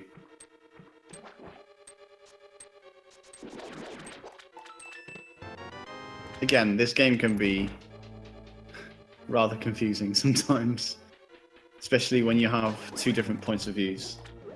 Things can get mixed up.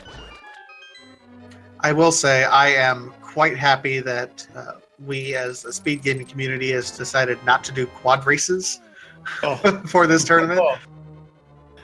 I mean, I even had trouble following them as a viewer, let alone having to keep track of 4 runners at the same time. Yeah, it wasn't good for commentators either. It was just all sorts of not fun for everyone.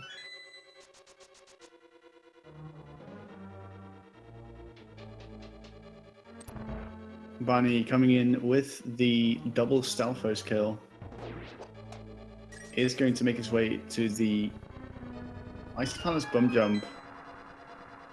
Will be interesting to see if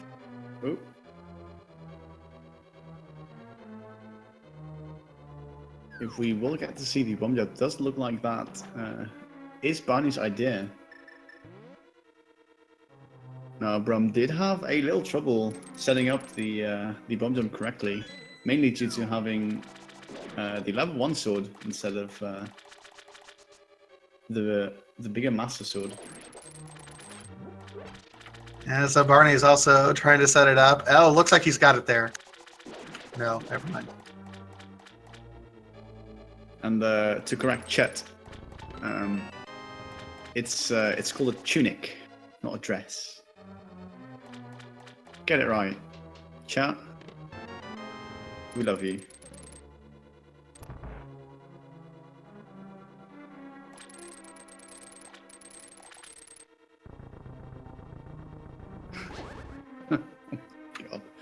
Speak for yourself. I don't love chat.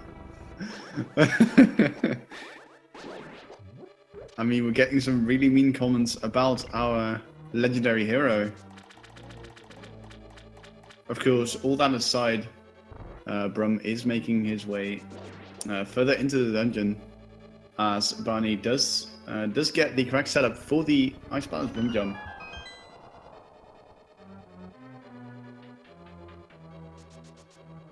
And then he falls! Oh!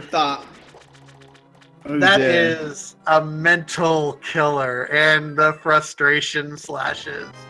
Yeah, well, he does... Is thinking about burning his potion, is going to do it, which will give him back all of his hearts. All 17 of them.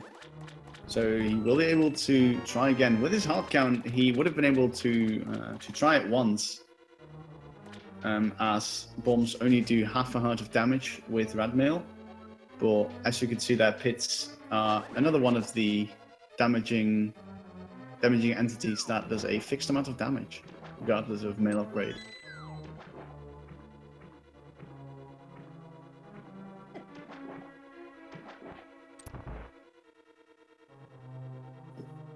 Looks like he is done with the bomb job. Is going to opt to go the developer intended route, as Brum has a little bit of trouble with the hovers on the water. Does get through, will be into his Master Sword Argus fight. Does opt to employ a similar strategy to Barney for going the tedious item switching.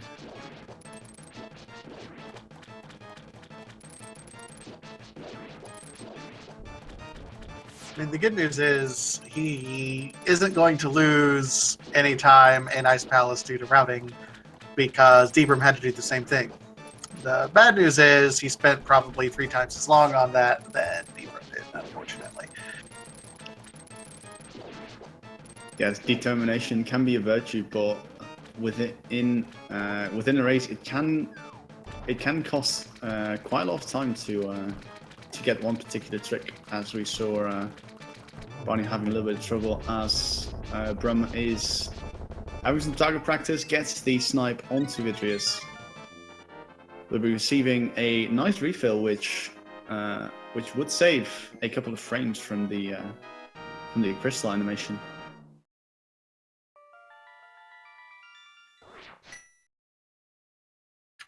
All right, DBrum is only 1 dungeon away. He is on his way to Misery Mire. He'll be able to open it up, and hopefully he go modes it.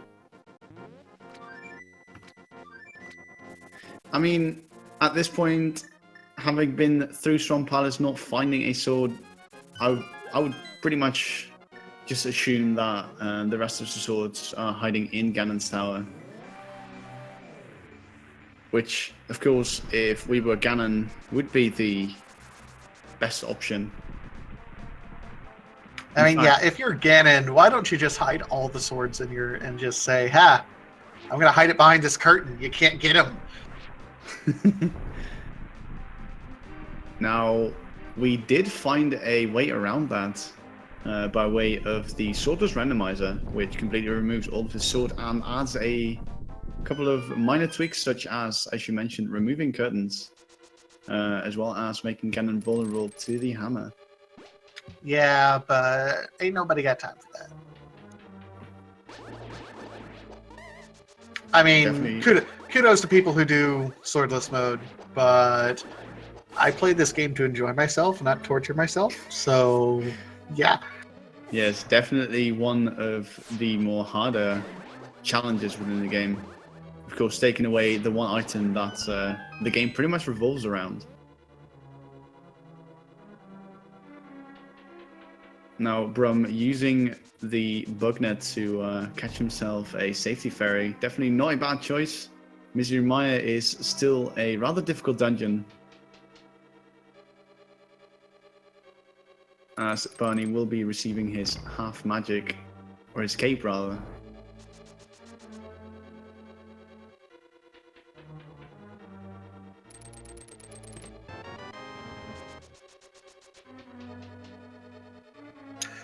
I get the. Why do I think that DBrum already had half magic by the time he got here?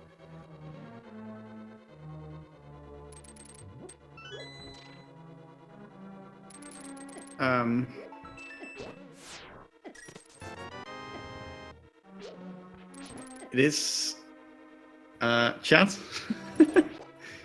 Oh, because it's there. There it Okay. is. I mean, I was testing you and chat, obviously. And I failed. Wah, wah. Luckily, though, in the ALTTPR community, we are all winners. So congratulations for being you.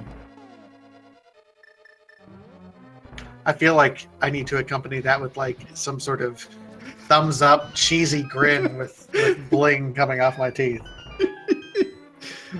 I was waiting for that. Unfortunately, only having auditory methods of conveying emotion, I think that is the best you could have done. Meanwhile, Drum did find the big key, and Maya is going to look for just a couple more chests. Again, hoping for a bailout on that sword. As Barney is making his way into the cold stair fight.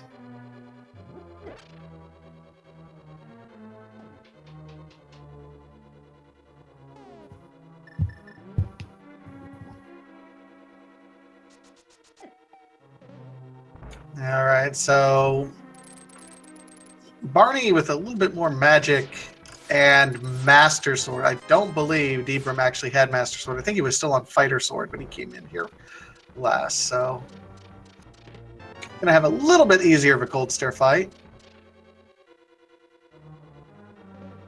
Actually, that was a really nice cold stair fight. Wow. Oh, wow. I looked away for like a second. That was very well done, using the fire rod to its maximum capacity.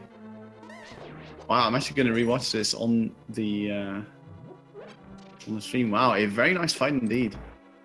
And with that, another crystal down for Barney. Still missing his lamp, unfortunately.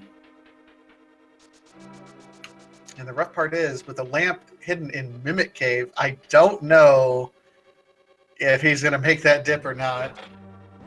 Every dungeon that he hasn't completed yet does not have the lamp, so he knows it's a dip somewhere. Yeah, and it is even more painful due to the fact that runners would often like to save Crystal Turtle Rock as their last dungeon, as Ganon's Tower is pretty much right next door.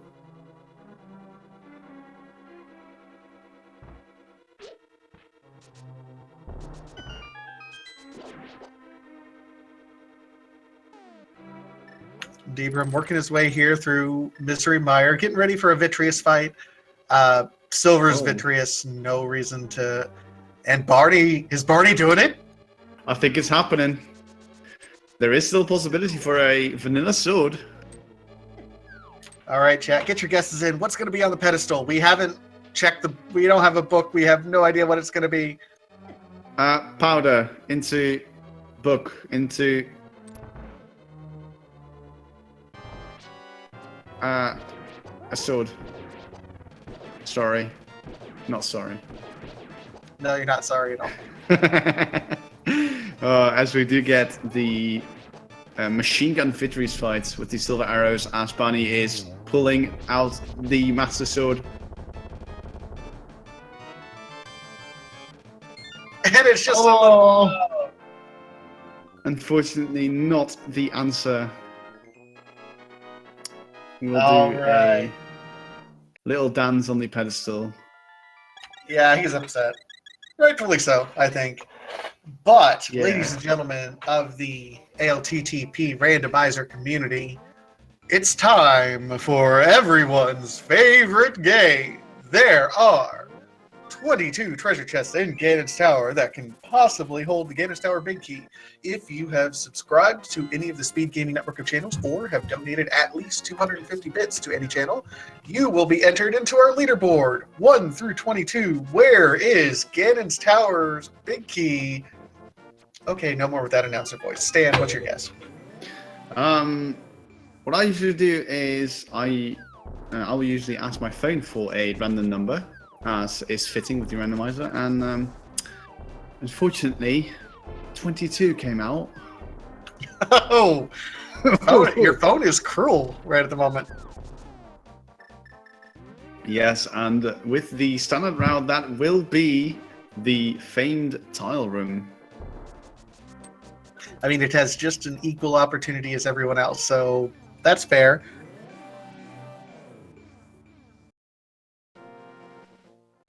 I generally go with number 8, the fire bar room. Ooh, a very interesting choice. Of course, depending on the routing, most runners, if they find a small key on the right side, they will usually full clear to the compass room, which would make it quite a late discovery, but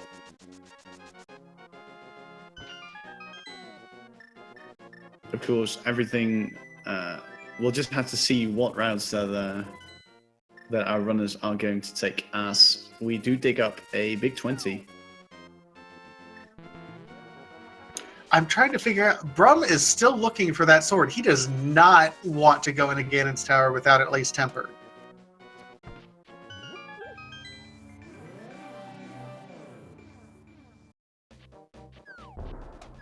Yeah, it does look like he is looking pretty hard for another sword upgrade. We'll be seeing the Pyramid Fury,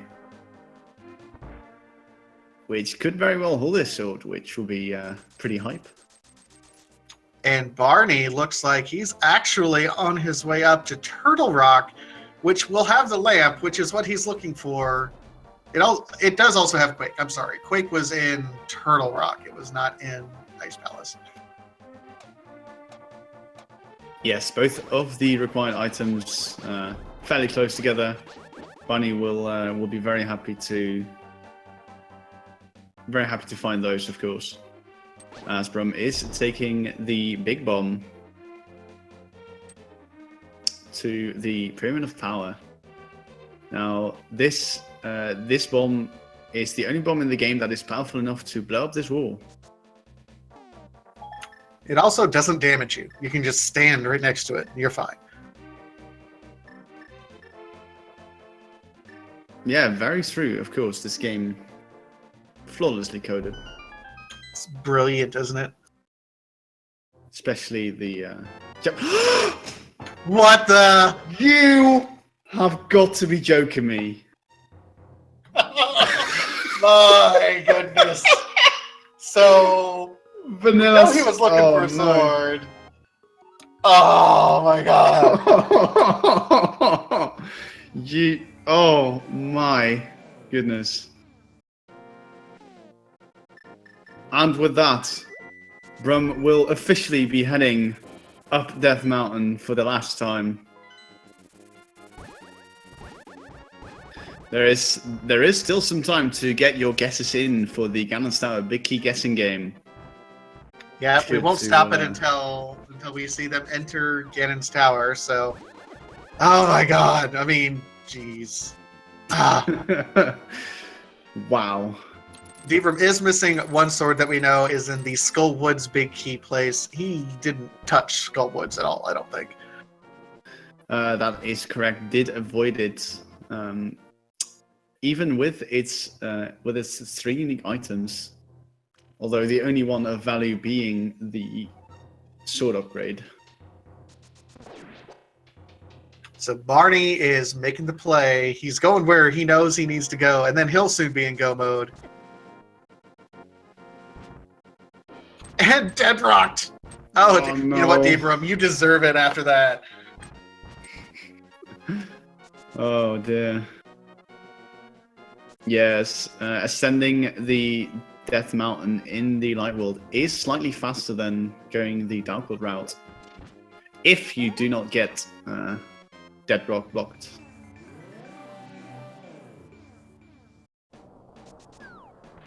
But with that, it is a simple dash over to Ganon's Tower.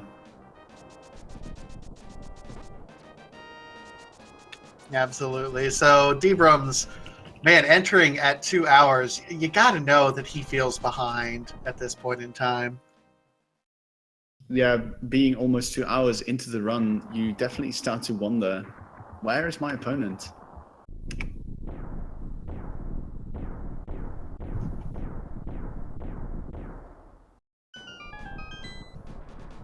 All right, and DBrum's entering. Barney working his way through here.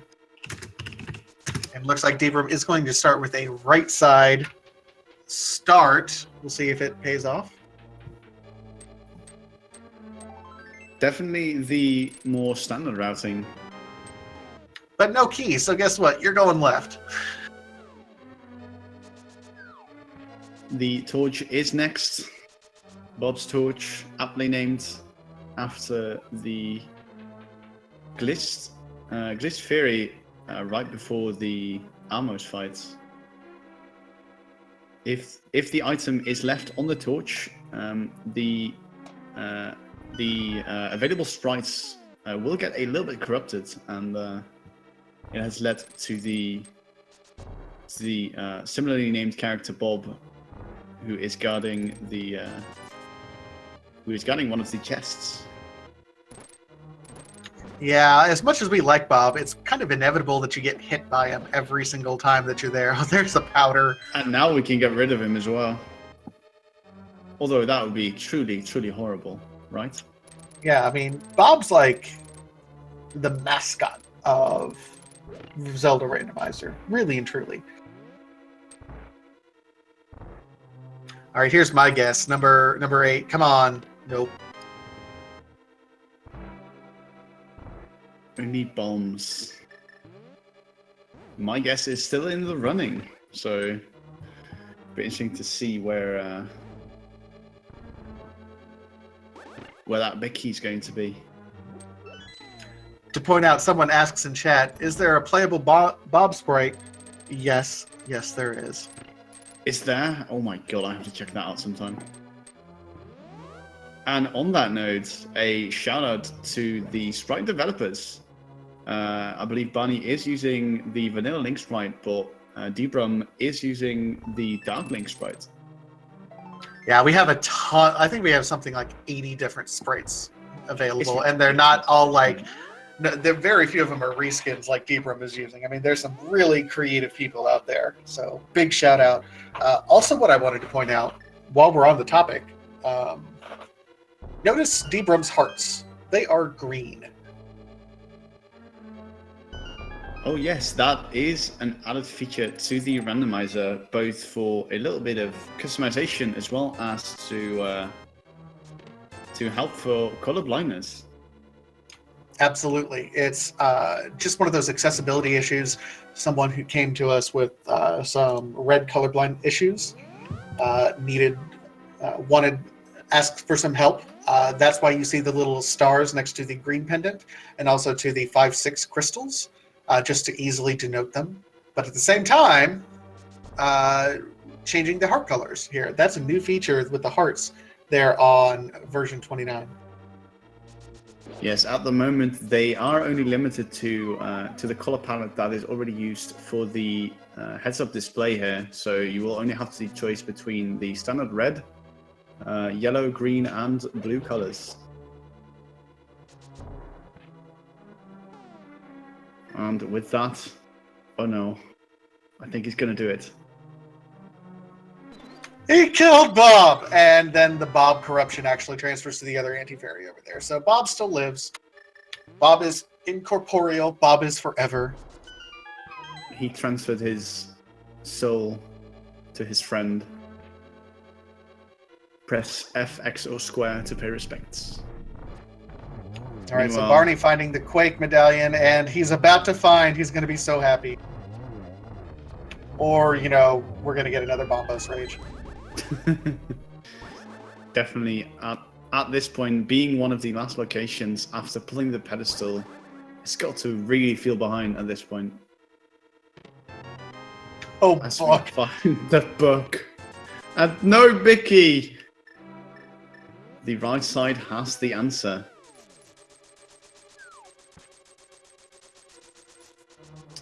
Oh dear. Barney finds the lamp, and he's like, oh, I'm in go mode now. Oh, this was here the whole time? Oh well. Now, it'll be interesting to see if Barney is going to opt to be looking for a sword upgrade.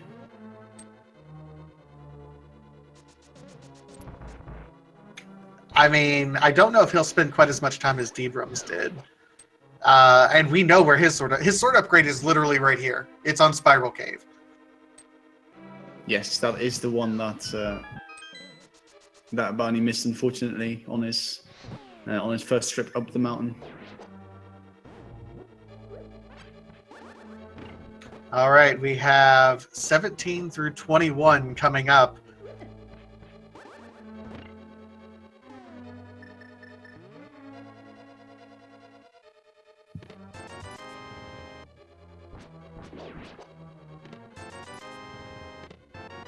There it is! Number 19. And the red shield in number 20. Wait, no, that was 20 because there was 2 more left, right? That's 20. That's what I said. 1, Yeah, 2, 3, 20. 4, 5, 6, 20. 7, 10, yes. Boom. Set in stone. And our tracker! What? Boo! Burn the witch! I mean, he is a trekker, so it shouldn't be surprising that he knows. Shout out to... and I'm going to butcher your name, by the way. Siriu X, for doing all of our tracking for us. You've been doing an amazing job all game. Indeed, thank you very much for making our jobs a lot easier.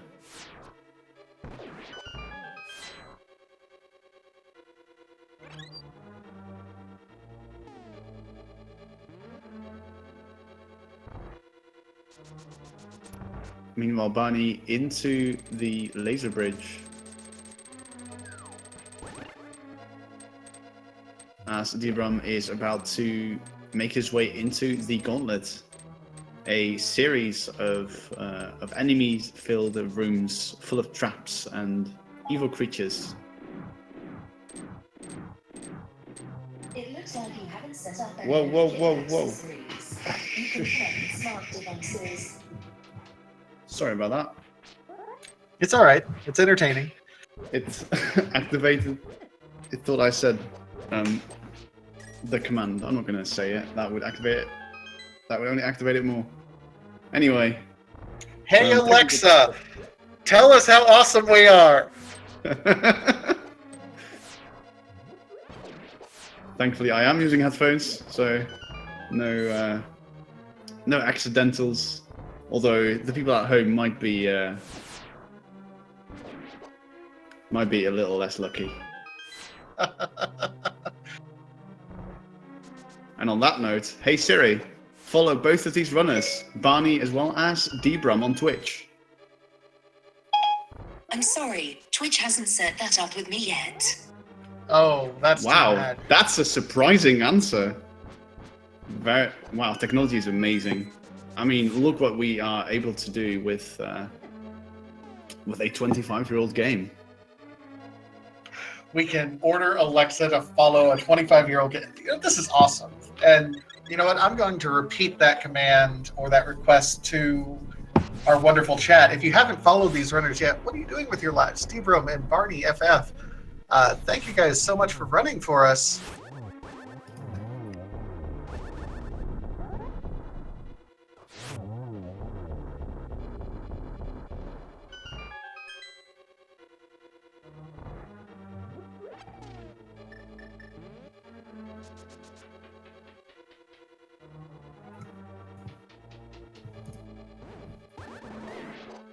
All right. In the meantime, DBrum on his way. Barney taking some time refilling his health. Doing a good job of keeping the floor clean.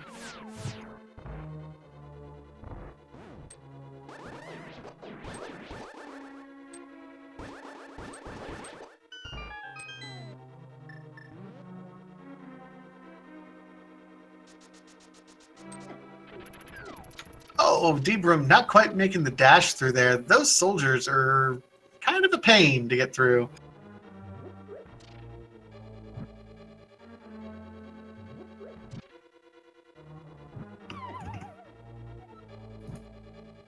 Yeah, the gauntlet is definitely no joke. Not only with the amount of enemies, but the puzzles as well can be quite challenging, especially with these precarious walkways. Ooh. Unfortunate eye contact as DBrum will be heading into the modern refight. Meanwhile, Barney finished off the Trinax boss fight will be receiving another crystal. Only 3 to go for him. Yep, 3 to go, and he is in go mode. DBrum still checking treasure chests, hoping to find that butter sword. Aren't you a little spoiled, DBrum, at this point? You got the craziest pull ever. We know you're not going to get butter. We know where it's at. My God. Yeah, we fortunately have both of the point of views, so we know exactly what he will not find.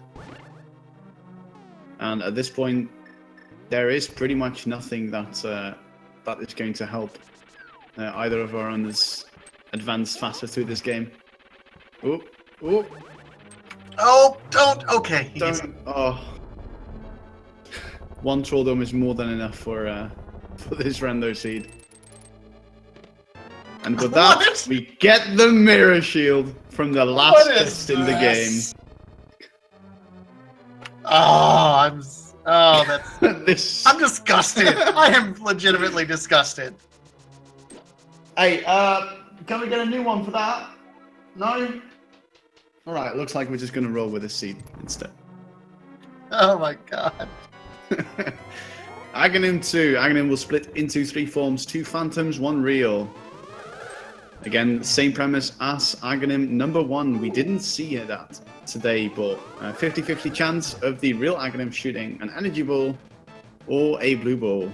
Now, we don't want to see Had a any blue balls. nice diagonal there early. Yeah, definitely put your trigonometry to the test.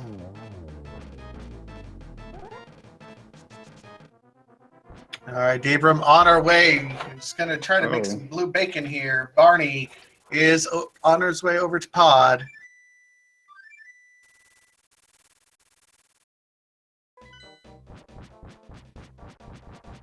Yes, and with that, 13.5 hearts, 32 arrows, as well as a full half magic bar. I doubt that this will be any trouble for DBrum here going into the Ganon fight.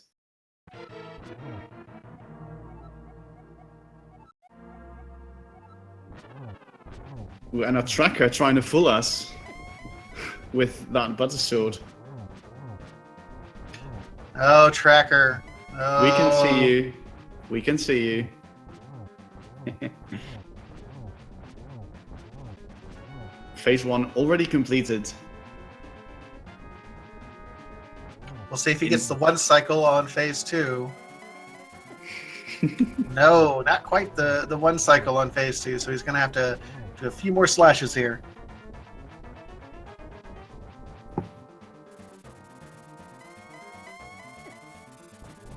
Yes, I believe it is 12 slashes for Tempered Sword, if I recall. Yes, I believe you were right there.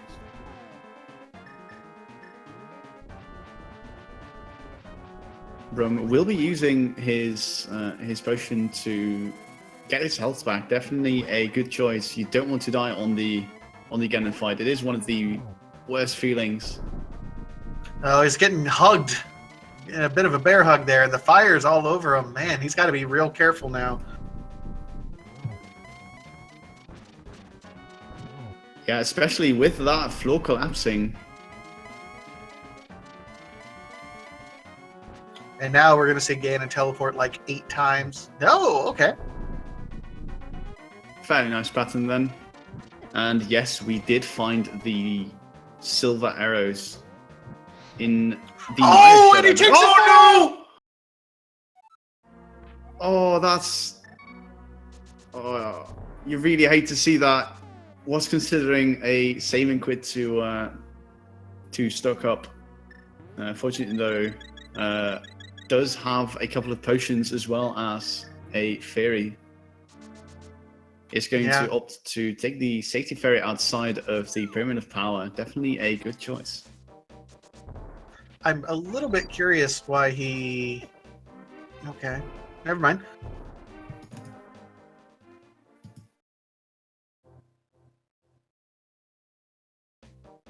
All right, round 2. Oh, and he's... Heads up, remember, he checked earlier to see, hey, what's this fairy give me if I throw her the bottle? And it refills red goo. So DBrum gonna at least get another red potion while he's over here. Oh, very nice indeed. And speaking of very nice, Barney getting the silver arrow snipe on the Helmasaur Jewel. We're receiving his 5-6 crystal as well. It'll be interesting to see if Barney opts to take a peek with the Cursed Fairy.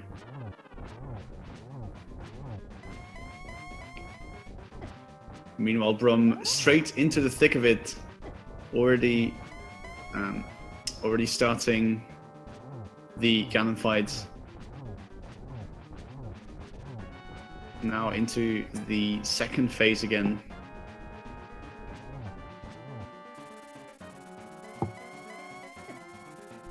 Again, doesn't quite get the one cycle, and bad positioning there for much else here.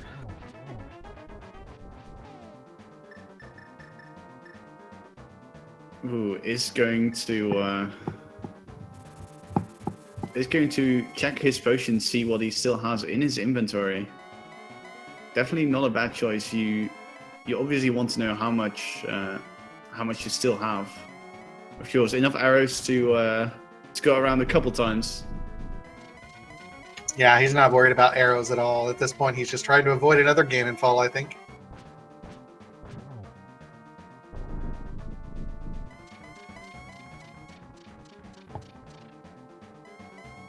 Barney, meanwhile, in the Eastern Palace, the very first dungeon of the game, is going to finish it off with Silver Arrow. Should be quite a breeze.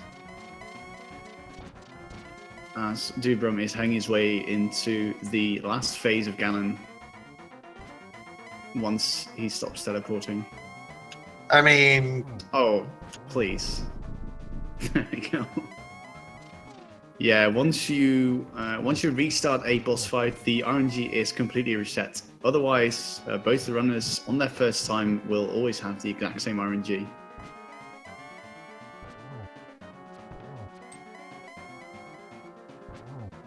Tries to go for a W, doesn't quite get it.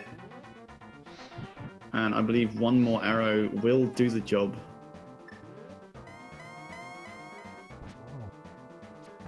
And there it is. Yes, very nicely done. And DBrum, as soon as he crosses this threshold, we'll see if we can't get him in here for an interview, but finishes with an official Speed Racing TV time. 2 hours, 17 minutes, and 55 seconds.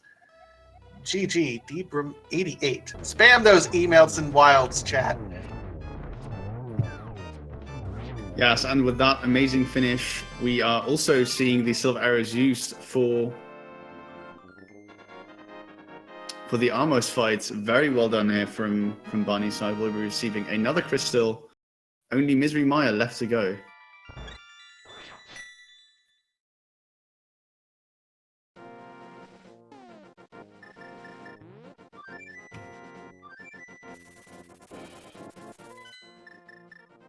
All right, DBrum will join us before too long. Meanwhile, we'll focus here on Barney going through Misery Mire. Also, I mean, here's the interesting thing. I don't know if Barney's going to be farming up a sword. That is true. Now, of course, we do know the one that Barney originally missed at the Sparrow Cave. I doubt we are ever going to see that location again in the seed,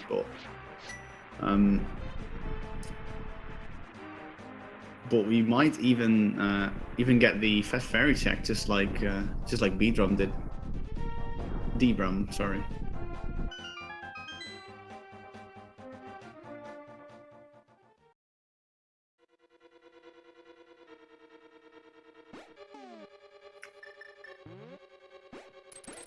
Now, I don't quite remember where the big key was. I believe it was on the left side.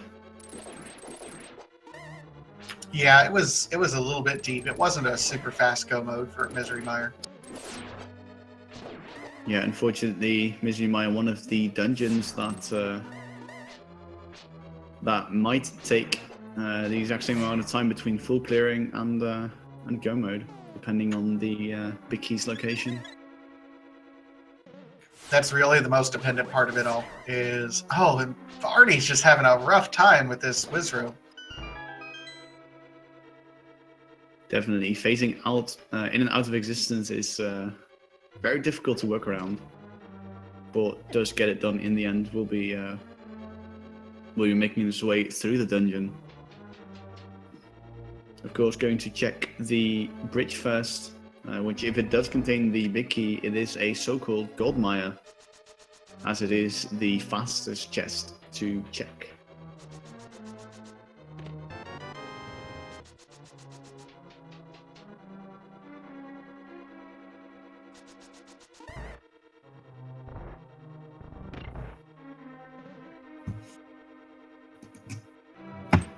And joining us now is DBrum88. GG, sir.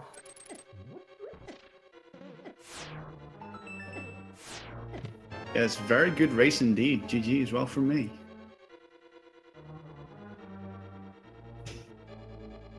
Your thing's lighting up, but I don't know. We're not hearing anything from you. Yeah, that's my bad. I had the mic muted. Yes, so how about that sword? Yeah, that was just terrible. Man, we basically flipped when we got a vanilla sword. Yeah, at that point I was about to the point of just giving up and going for Ganon without it. Have you ever done a Master Sword, Ganon? Because you were in go mode there for a while. We had started the big key game, and we're like, wait, he's not going. Okay, we have lots of time for this big key game. I have before, and I really hate it. That's fair. That's a fair statement, I think.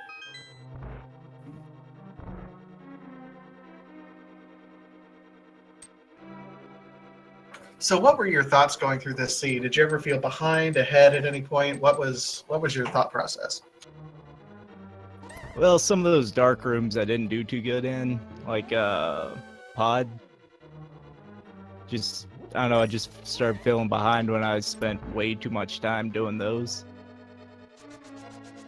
And then once I actually found the lamp in I don't remember where it was. It was around T-Rock, so it was either T-Rock or Mimic Cave, and I don't know, it just kind of made me feel better because I figured my opponent would have decided to hold off on T-Rock for a while. Yeah, that was in the end the case, as your opponent actually went for the pedestal play. Unfortunately, not paying out for Barney. What was there? I started thinking about doing it. Just a piece of heart. So nothing of too much value, unfortunately. Or fortune, rather, for you, but unfortunate for Barney, as Turtle Rock was pretty much checked after all the pendant dungeons had been cleared already. Let's say, how's he doing right now? He is currently in Misery Mire, about to head into Vitreous. With his silvers, he did get those from the Mire shed, thankfully. So this shouldn't be any trouble. Now, the interesting thing is Barney missed the sword in Spiral Cave, so it's currently still on the fighter sword. Well, yeah, Barney missed that. He missed the sword on the Spiral Cave, and he also missed the sword. He hasn't gone and gotten the sword from the Pyramid Fury yet. The one sword he did pick up that you, I think, might have been looking for a bit was actually in the big chest in Skullwoods. Oh, yeah. Oh, no, I think that may have been... No, I don't think I went in there. I don't know, I'm starting to get seeds mixed up. I've been running them all day. That's the danger, I think. You have to give yourself a little bit of a break. Cleanse the palate a bit.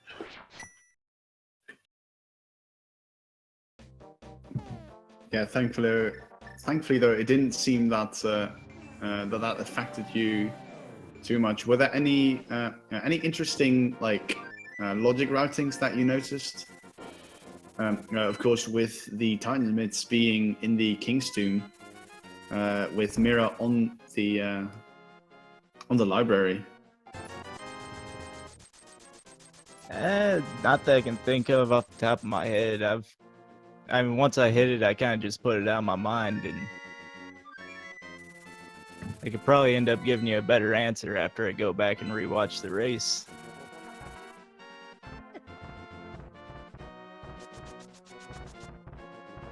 So, correct me if I'm wrong, but this puts you at 1 and 2, right? So this saved you really from elimination from the final tournament there, correct?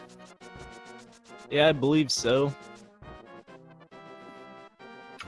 Were you thinking about that going into this tournament? Like, I gotta do something crazy and stay ahead, or did that not really play into how you played at all?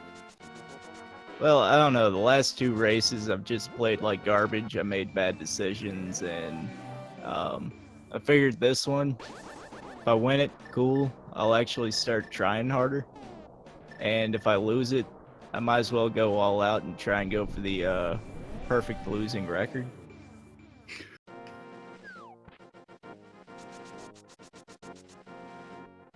Well, perfect losing record denied. You were too good. I'm sorry. It's all right. Who knows? I might get lucky and make it to bracket stage, but you know, no big deal if I don't.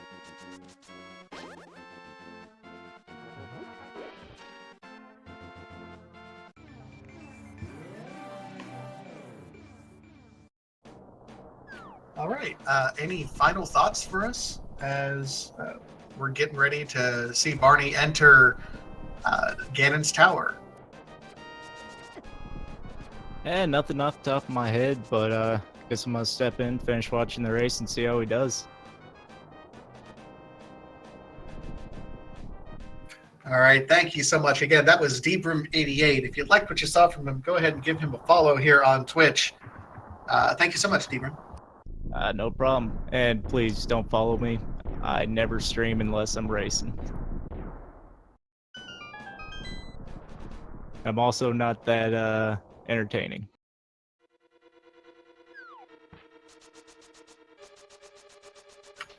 Fair enough.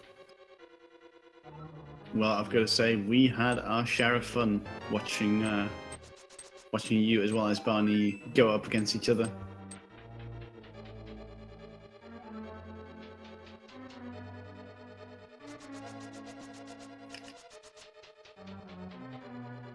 All right, so Barney now in Ganon's tower doing this forced left side, even though the key's on the right side. So this is kind of, I mean, as trolly as you can get without being the tile room.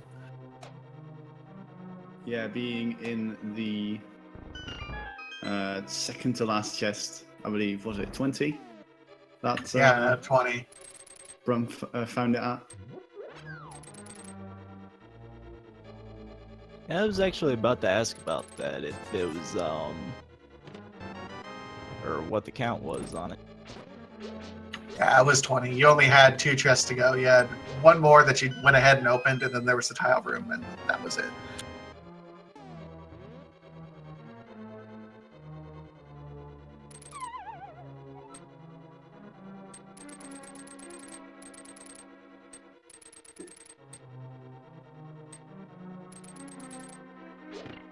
Barney, meanwhile, making his way through the tower, is probably going to take a very similar route to the route that you took, Brum. Going for the 2 chests on the right, then full clearing left side.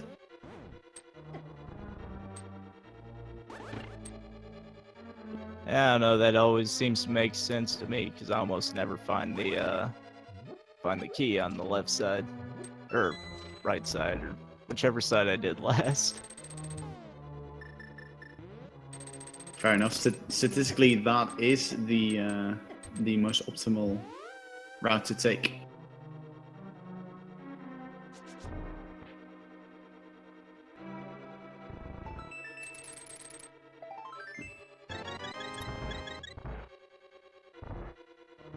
Barney filling himself up to 19 hearts.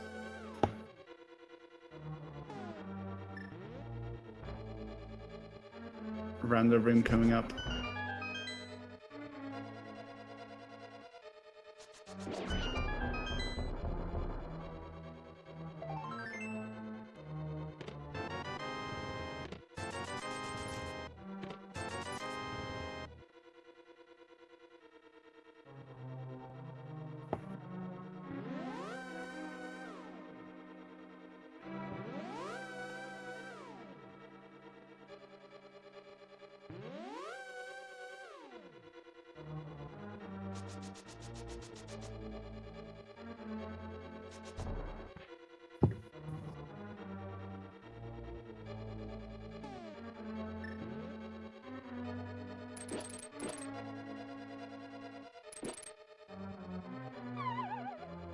Oop. Having a little bit of trouble picking up the Potter, but will be bonking over his way, which is developer intended as well. As we get to see Bob for a second time. Barney opting to let him live, though. Gonna take some Bob damage and some magic drain as he's falling down the tube. The interesting thing, and you can see it in just a few different spots, when you're falling down, the link sprite and the damage hitbox is actually still exactly where it is. You can see it most frequently in Skull Woods in particular. For example, if the hand grabs you while you're falling, you'll be reset in the dungeon. In that case, Bob was still draining magic even while you were falling.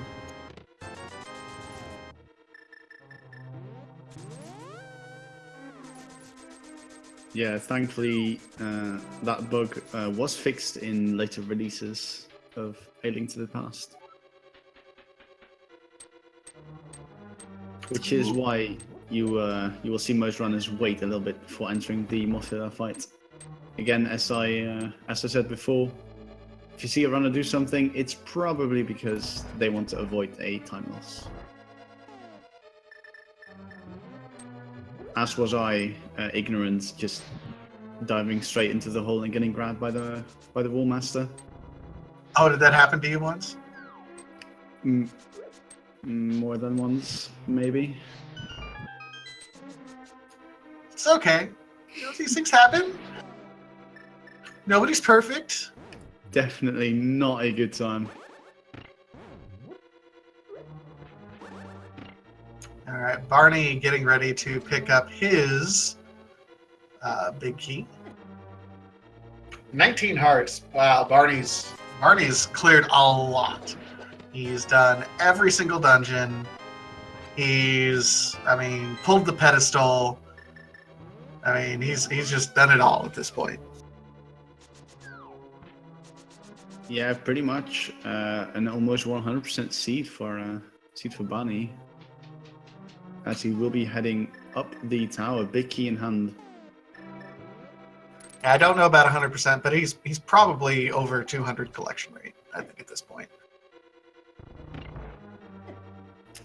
At that point, collecting I know. 99%. Well, and the thing is, it's even possible for it to be impossible to be 100% collection rate in Zelda Rando with the current logic. For example, if the small key is locked into the big treasure chest in Thieves Town, you can't get that treasure chest, so you can't 100% the seed. Actually, that is a full statement. It is technically possible to take the key from upstairs and go directly to that door, allowing you to unlock it, but you will never see that, hopefully. I keep on wondering how, because don't you have to get through a locked door to get to there? I believe I heard it on the airwave somewhere that it is possible to, if you get an early small key, as well as taking the small key from the pot.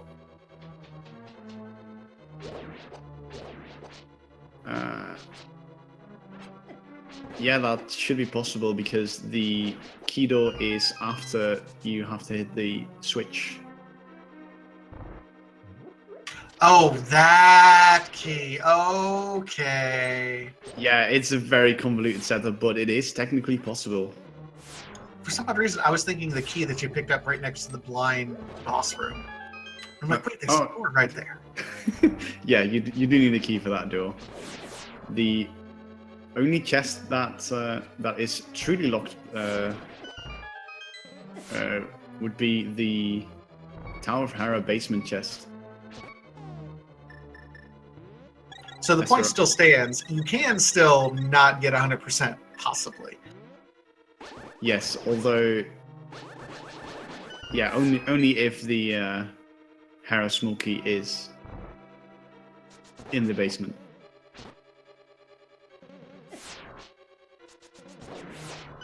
Man, that laser hit knocks you across the room on that ice. That is unfriendly. Yeah, ice is not realistic, I would say. That's a fair statement. It can be sometimes it's awfully grippy, and sometimes it's just extremely slippery. Well, that rhymed. Grippy and slippery. Grippy and slippy. Slippy? Slippy. Get this guy off me! Do a barrel. Wrong game. Wrong randomizer. Is there even a randomizer for that? I suppose It's possible. I suppose you could randomize. I'm listening. Oh, I thought I turned that off. God, I'm just gonna. There we go. It's off. If you know what I mean. I By handled. off, do you mean you've the thrown it across the room? situation. I'm not gonna say anything until my lawyer is present. Oh! Where's OPT?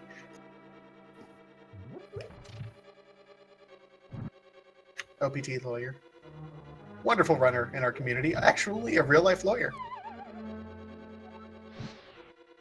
Oh, I think I have heard of him. I haven't actually seen him play myself. So, which is why I was a little unclear on what you meant. Oh, okay. My fault. But as you know, never too old to learn.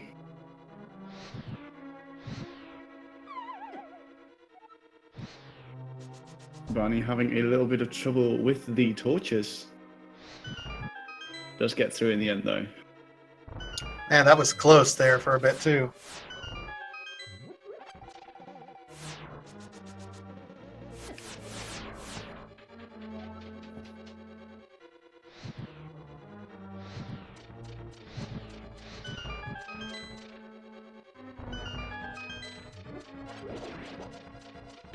Picking up Barney- these last treasure chests.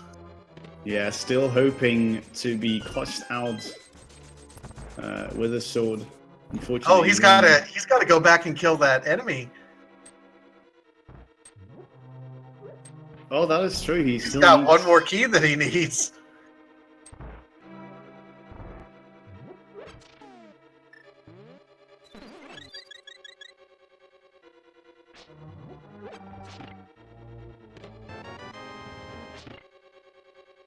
And yeah, Maybe he's realizing, he's like, wait, what did I do? What did I do? well, thankfully he is going back. That's About, nice.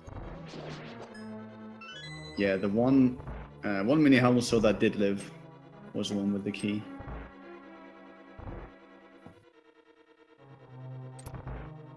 And with that, Barney opens the last small key door of the game and is into the last light world boss refight.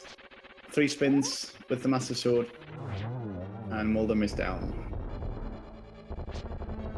Didn't menu over to switch quite yet. No, is he? Is he trying to hover?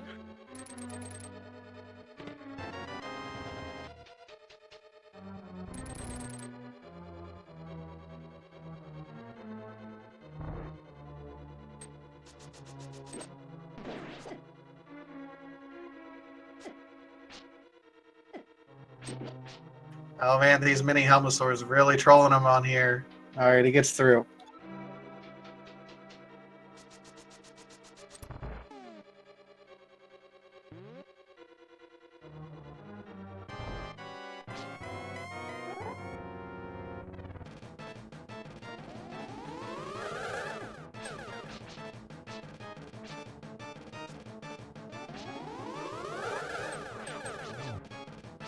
And 1 for Aga. This sets up a nice double.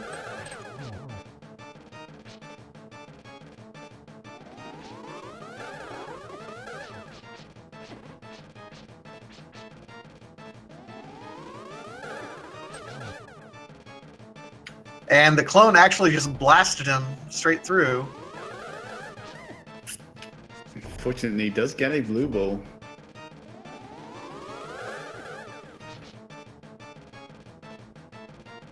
See, he might be a little bit frustrated here. Is trying a bit more of a brute force approach. Gets a beautiful lineup here. And with that, Aghanim has been defeated. Artificially inflating his bomb counter. Possibly letting all the frustration out. I mean, I know I like to do that. Artificially inflate my bonk counter. If I'm not at least at 50 bonks by the end of the game, I'm unhappy with myself.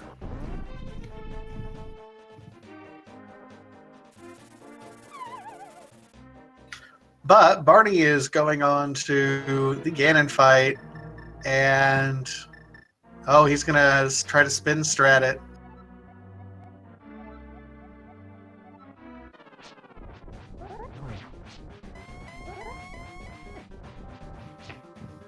Yeah, having to forgo the sword upgrade will be forced to use Master Sword spins.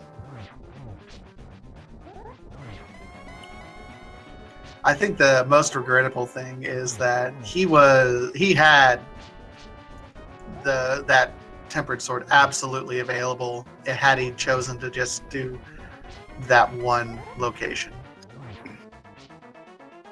Yeah, definitely. Sometimes you just get a lot of items, or one item just opens up so much that you just decide to leave the area, and if there is nothing there, then yeah, if you have no reason to sort of have a trigger to think of a location that you left behind, it can occur that you simply forget.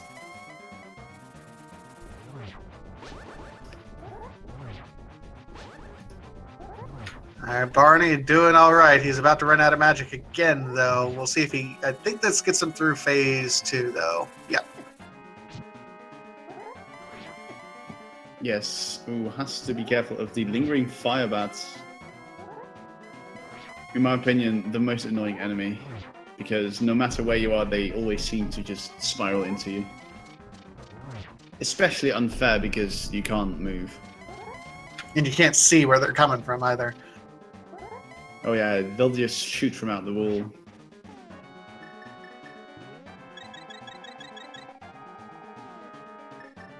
Burning a second blue potion. Everyone in chat, go ahead, get your love for Barney here. We believe in you, Barney. You can do it. Going for that potion, for that torch glitch there. Ooh. Red Mail putting in some work for Barney.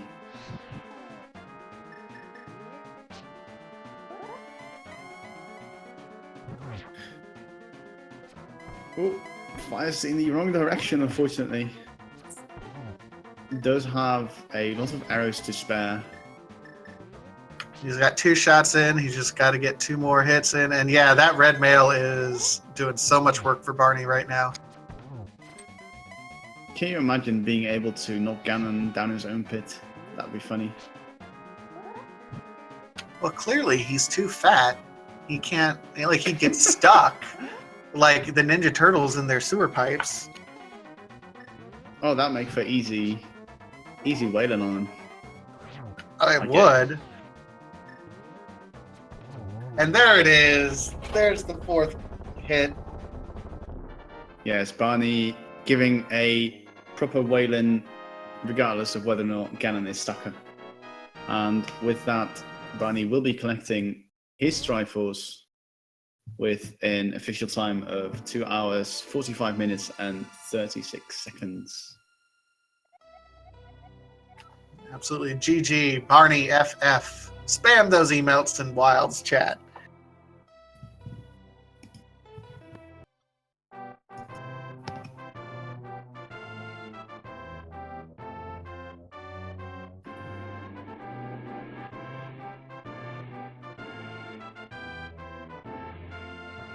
And we'll see if Barney would be willing to join us for a quick chat at this point in time.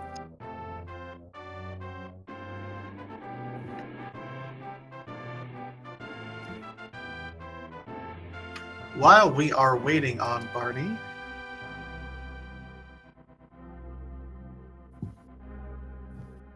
let's go ahead and update everyone on all the other randomizer action going on tonight. We have so many races that are going on here, just about to start.